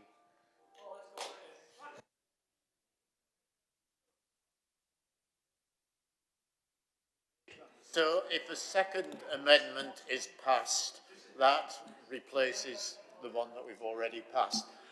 We're doing this, just keep going and do the roll call, for heaven's sake. We've got homes to go to. Simon Clement Jones. Okay. Oh, sorry. Lord Mayor Councillor Colin No, Ross. no vote. Deputy Lord Mayor Councillor Jane Dunn. Against. Richard Shaw. He did Simon. Simon again, can you confirm? Yeah, thank you. Richard Shaw, 4, was 4. Sophie Thornton. Ian Horner. Curtis Crossland. Anne Woolhouse. Denise Fox. Brian Lodge.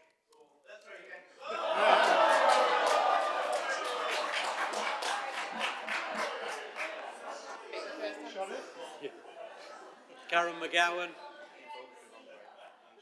Angela Argentio. Brian Holmeshaw. Maliki Havey. Talib Hussain. Mark Jones. Safia Saeed. Safia?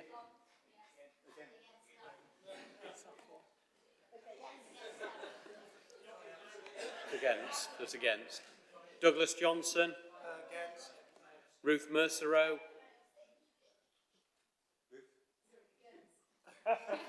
Martin Phipps. Against. Tim Huggan. Minesh Parekh. Against. Ruth Milsom.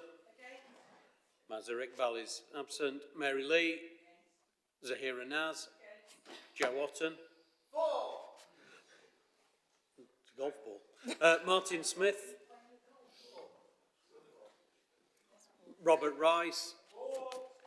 Craig Gamble Pugh. Alan Woodcock. Roger Davison. Barbara Masters. Shafak Mohammed. Fran Belbin. Abdul Qayyum. Abtisam Mohammed is absent. Sue Alston. Andrew Sangar. Cliff Woodcraft. Alexi Diamond. Against racism. Marianne Elliott. Paul Turpin. Ian Auckland. Mohammed Maroof. Steve Eris. Christine Gilligan Kubo. Toby Mallinson. Henry Nottage. Shonad Meyer Richards. Terry Fox. Laura Moynihan. Tony Downing. Glynis Chapman. Gail Smith. Ibiola. Maroof Rauf is absent. Nigat Basharat. Ben Miskell. Nabila Molana. Sophie Wilson. David Barker. Mike Drabble. Again. Sorry. Diane Hurst. Dawn Dale is absent. Peter Price. Gary Weatherall. Mike Chaplin. Tony Dams. Penny Baker. Will Sapwell. Richard Williams. Lewis Chinchin. Julie Grocott. Janet Riddler. Laura McLean. Tom Hunt. Bernard Little is absent. Alan Hooper. Mike Levery.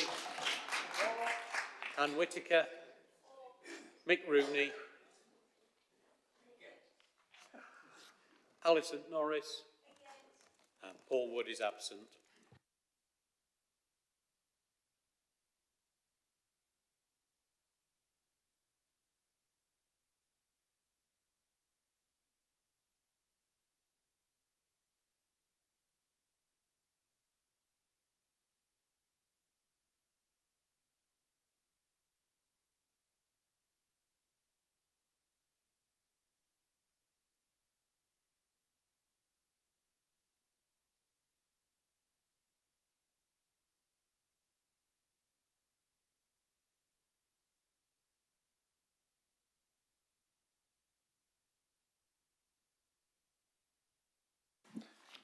That's amendment 428, against 49, abstentions 1. That amendment is lost.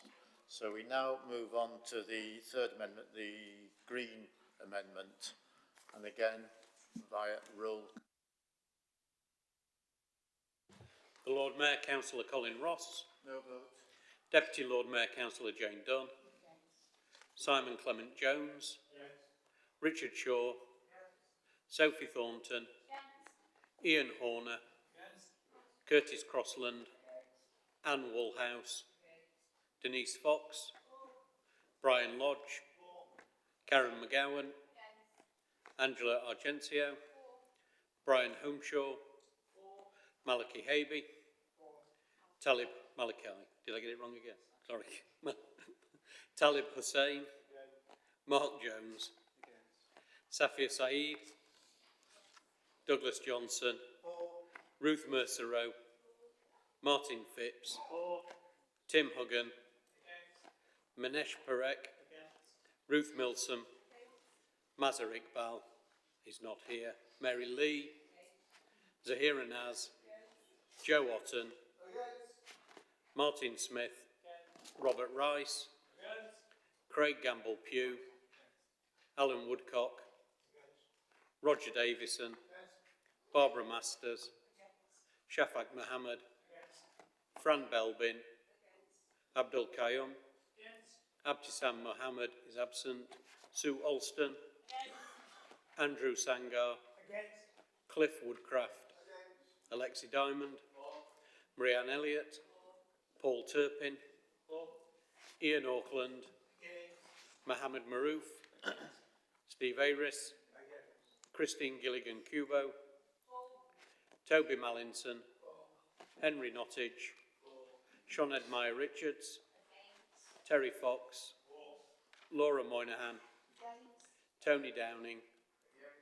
Glynis Chapman. Gail Smith. Ibi Ullah. Maroof Ralph is absent. Nigat Basharat. Ben Miskell. Nabila Molana. Sophie Wilson. David Barker. Mike Drabble. Diane Hurst. Dawn Dale is absent. Peter Price. Gary Weatherall. Mike Chaplin. Tony Dams. Penny Baker. Will Sapwell. Richard Williams. Lewis Chinchin. Julie Grocott. Janet Riddler. Laura McLean. Tom Hunt. Bernard Little is absent. Alan Hooper. Mike Levery. Anne Whittaker. Mick Rooney. Alison Norris. Paul Wood is absent.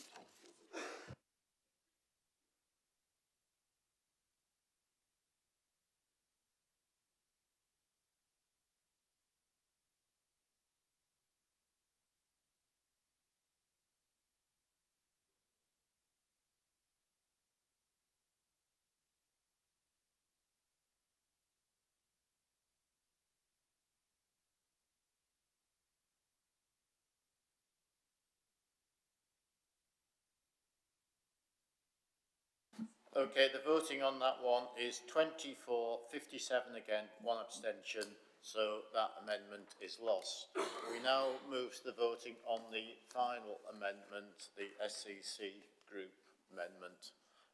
Can roll call again, please? The Lord Mayor Councillor Colin Ross. No, but Deputy Lord Mayor Councillor Jane Dunn. Simon Clement Jones. Richard Shaw. Sophie Thornton. Ian Horner. Curtis Crossland. Anne Woolhouse. Denise Fox. Brian Lodge. Karen McGowan. Angela Argentio. Brian Holmeshaw. Malachi Habe. Talib Hussain. Mark Jones. Safia Saeed. Douglas Johnson. Ruth Mercer-Rowe. Martin Phipps. Tim Huggan. Minesh Parek. Ruth Milsom. Mazhar Iqbal is absent. Mary Lee. Zahira Naz. Joe Otten. Martin Smith. Robert Rice. Craig Gamble Pugh. Alan Woodcock. Roger Davison. Barbara Masters. Shafak Mohammed. Fran Belbin. Abdul Qayyum. Abtisam Mohammed is absent. Sue Alston. Andrew Sangar. Cliff Woodcraft. Alexi Diamond. Marianne Elliott. Paul Turpin. Ian Auckland. Mohammed Maroof. Steve Aris. Christine Gilligan-Cubo. Toby Mallinson. Henry Nottage. Sean Edmire Richards. Terry Fox. Laura Moynihan. Tony Downing. Glynis Chapman. Gail Smith.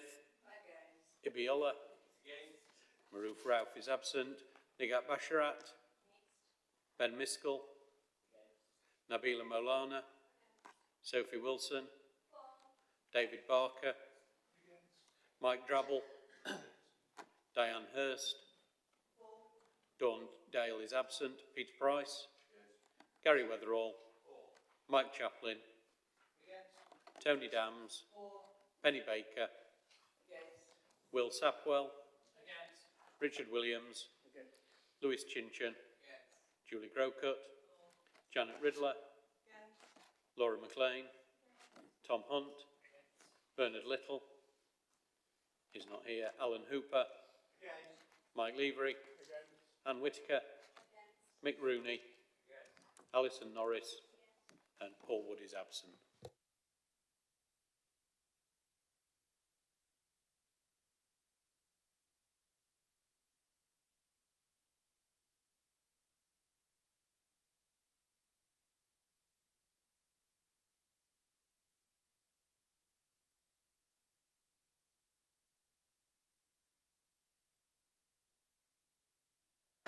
Okay, the result is 24, 57 against, 1 abstention, so that is lost. We now move to the final roll call. Remember to stay awake right through this. This is on the substantive motion as amended by the First Amendment. So again, the roll call, final time. The Lord Mayor, Councillor Colin Ross. No votes. Deputy Lord Mayor, Councillor Jane Dunn. Simon Clement Jones. Richard Shaw. Sophie Thornton. Ian Horner. Curtis Crossland. Anne Woolhouse. Denise Fox. Brian Lodge. Karen McGowan. Angela Argentio. Brian Holmeshaw. Malachi Habe. Talib Hussain. Mark Jones. Sophia Saeed. Douglas Johnson. Ruth Mercereau. Martin Phipps. Tim Huggan. Minesh Parek. Ruth Milsom. Mazar Iqbal is absent. Mary Lee. Zahira Naz. Joe Otten. Martin Smith. Robert Rice. Craig Gamble Pugh. Alan Woodcock. Roger Davison. Barbara Masters. Shafak Mohammed. Fran Belbin. Abdul Qayyum. Abtisan Mohammed is absent. Sue Alston. Andrew Sangar. Cliff Woodcraft. Alexi Diamond. Marianne Elliott. Paul Turpin. Ian Auckland. Mohammed Maroof. Steve Aris. Christine Gilligan-Cubo. Toby Mallinson. Henry Nottage. Sean Edmire Richards. Terry Fox. Laura Moynihan. Tony Downing. Glynis Chapman. Gail Smith. Ibiola. Maroof Rauf is absent. Nigat Basharat. Ben Miskell. Nabila Molana. Sophie Wilson. David Barker.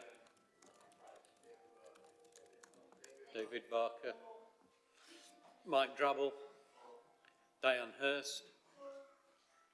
Dawn Dale is absent. Peter Price. Gary Weatherall. Mike Chaplin. Tony Dams. Penny Baker. Will Sapwell. Richard Williams. Lewis Chinchin. Julie Grocott, Janet Riddler, Laura McLean, Tom Hunt, Bernard Little is absent, Alan Hooper, Mike Levery, Anne Whittaker, Mick Rooney, Alison Norris, and Paul Wood is absent.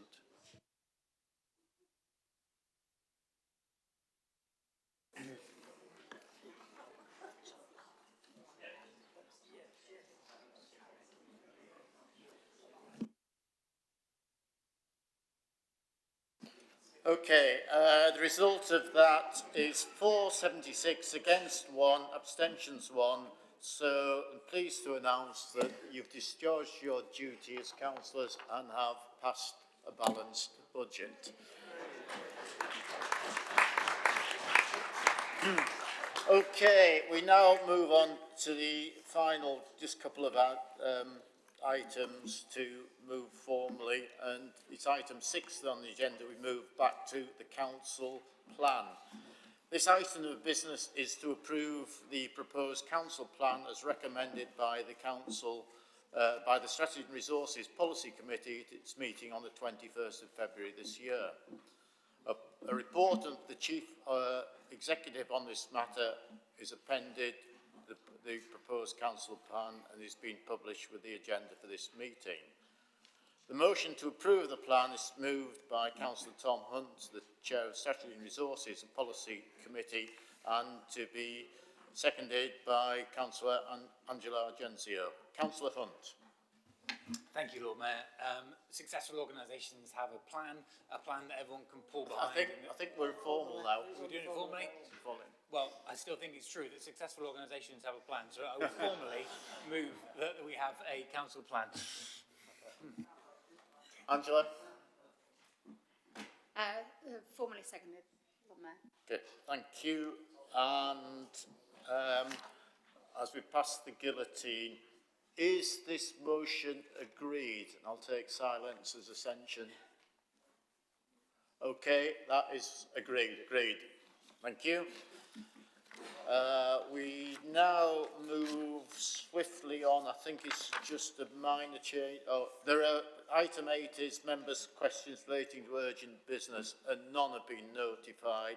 So I can then move on to item 9, membership of the council bodies and representatives to serve on other bodies. It is moved by Councillor Martin Phipps and seconded by Councillor Paul Turpin that Councillor Paul Turpin be appointed to fill a vacancy as a substitute member of the Economic Development and Skills Policy Committee. Councillor Phipps. Formally moved. Councillor Turpin. But if I say so myself, I'd be an excellent addition to the substitute. To be honest, I thought it was a very strange proposing yourself here, but there we are. Is that agreed by everyone? Shout agreed. Agreed. Thank you. So that actually brings us to the end of this, but I just want to, as Lord Mayor, take a few moments to reflect on, well, a few people who will be leaving the council. We've already heard probably quite enough from Councillor Price tonight, but there we go. No, but 52 years. I'm not sure whether it's certainly a record in Sheffield Council, but whether it's a national record or not, we will perhaps do some research and find out. But it puts things into perspective. I mean, on a personal note, Peter, I remember teaching your daughter when she was a teenager, and now she's at retirement age. It really sort of puts it into perspective. Councillor Matherick Bell is standing down, is not here. Brian Lodge, again, how many years, Brian? 24. 21. Oh, a mere youngster then. Lewis, well, you can't compete at all, can you, really? Then? So there's that. Actually, I just realised my 26 years is just exactly half of yours, Peter, on the council. But I just want to, say thank you. I was planning to say at the end of this meeting that it's been a pleasure to serve on this council and be friends with. Oh, how could I forget my mate Ian? And it's there. It's there.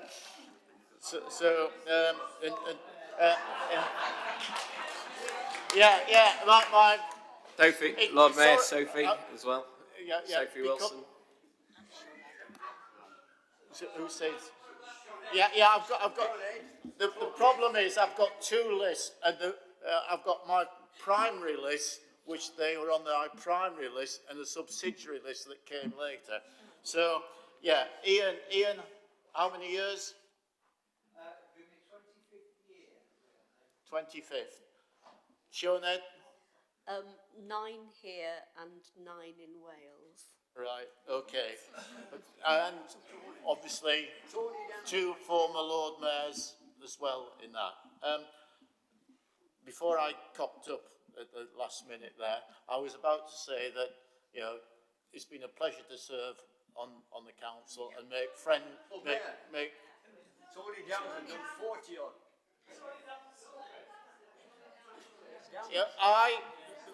Tony, are you announcing that you will not be? Seriously, I was told that it wasn't clear, therefore I wasn't to mention your name. Oh.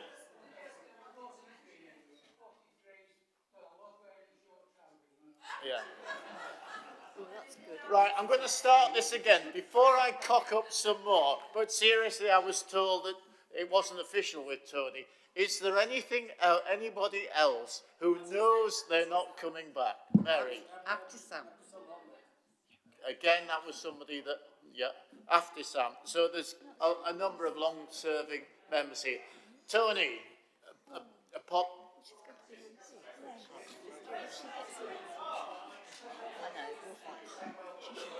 Well, they haven't got. Sophie, is your term of office up as well? And you're not planning to stand? Right. This is going well, isn't it? Who else is running away? Is there anybody to be honest, at the whips meeting before this, I went through a list of names and I was specifically told not to mention some names because they didn't want it public. But now you've all, as it were, come clean.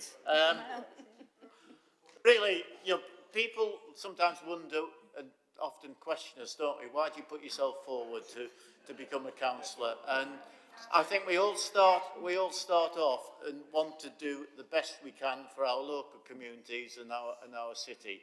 And I honestly believe that across all parties, that's what we really want to do. We may have different ways of going about it, but it's what we want to do.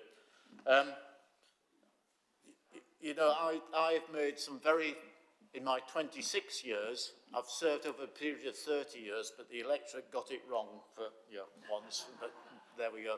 So 26 years to be on the council. I've made friends right across the spectrum.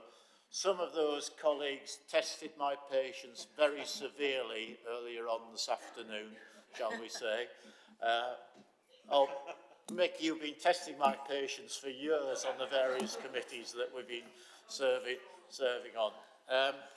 But it's always done in the best of spirits. We've got, self included, is it? I'm trying to quick count. How many former Lord Mayors have we got standing down today? 4, is it? Yeah. Four former Lord Mayors today, and it's a real honour and a privilege to serve as Lord Mayor. It's actually Peter said to me that when you're doing this job, you think you know the city, but you don't until you go to all corners of it, serving as Lord Mayor, and Talib's agreeing with that. And it's a real privilege and an honour. And actually, the biggest thing that I've realised about it is just how much the citizens of Sheffield really honour and cherish the role of Lord Mayor.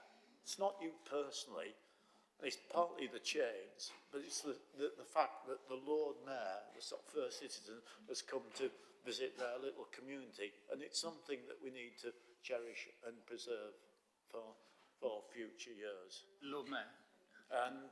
Lord Mayor, I think at this point, can I just offer a vote of thanks to you for representing our city and for chairing these meetings so well, and just for being a fantastic Lord Mayor. So thank you very much.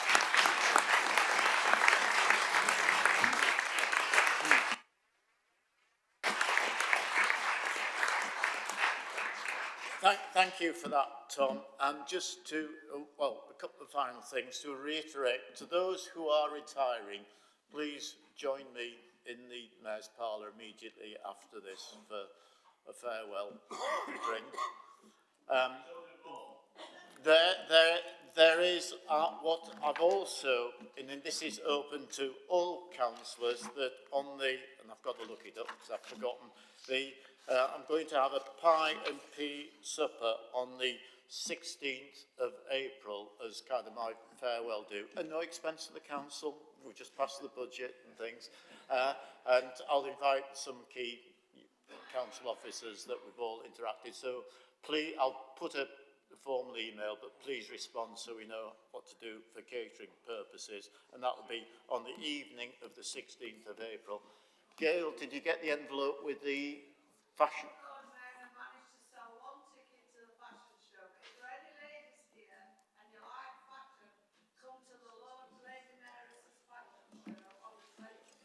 But Gail, if you want to buy the tickets now, Gail has a supply of tickets with her now. And I think with that, I now declare this meeting closed.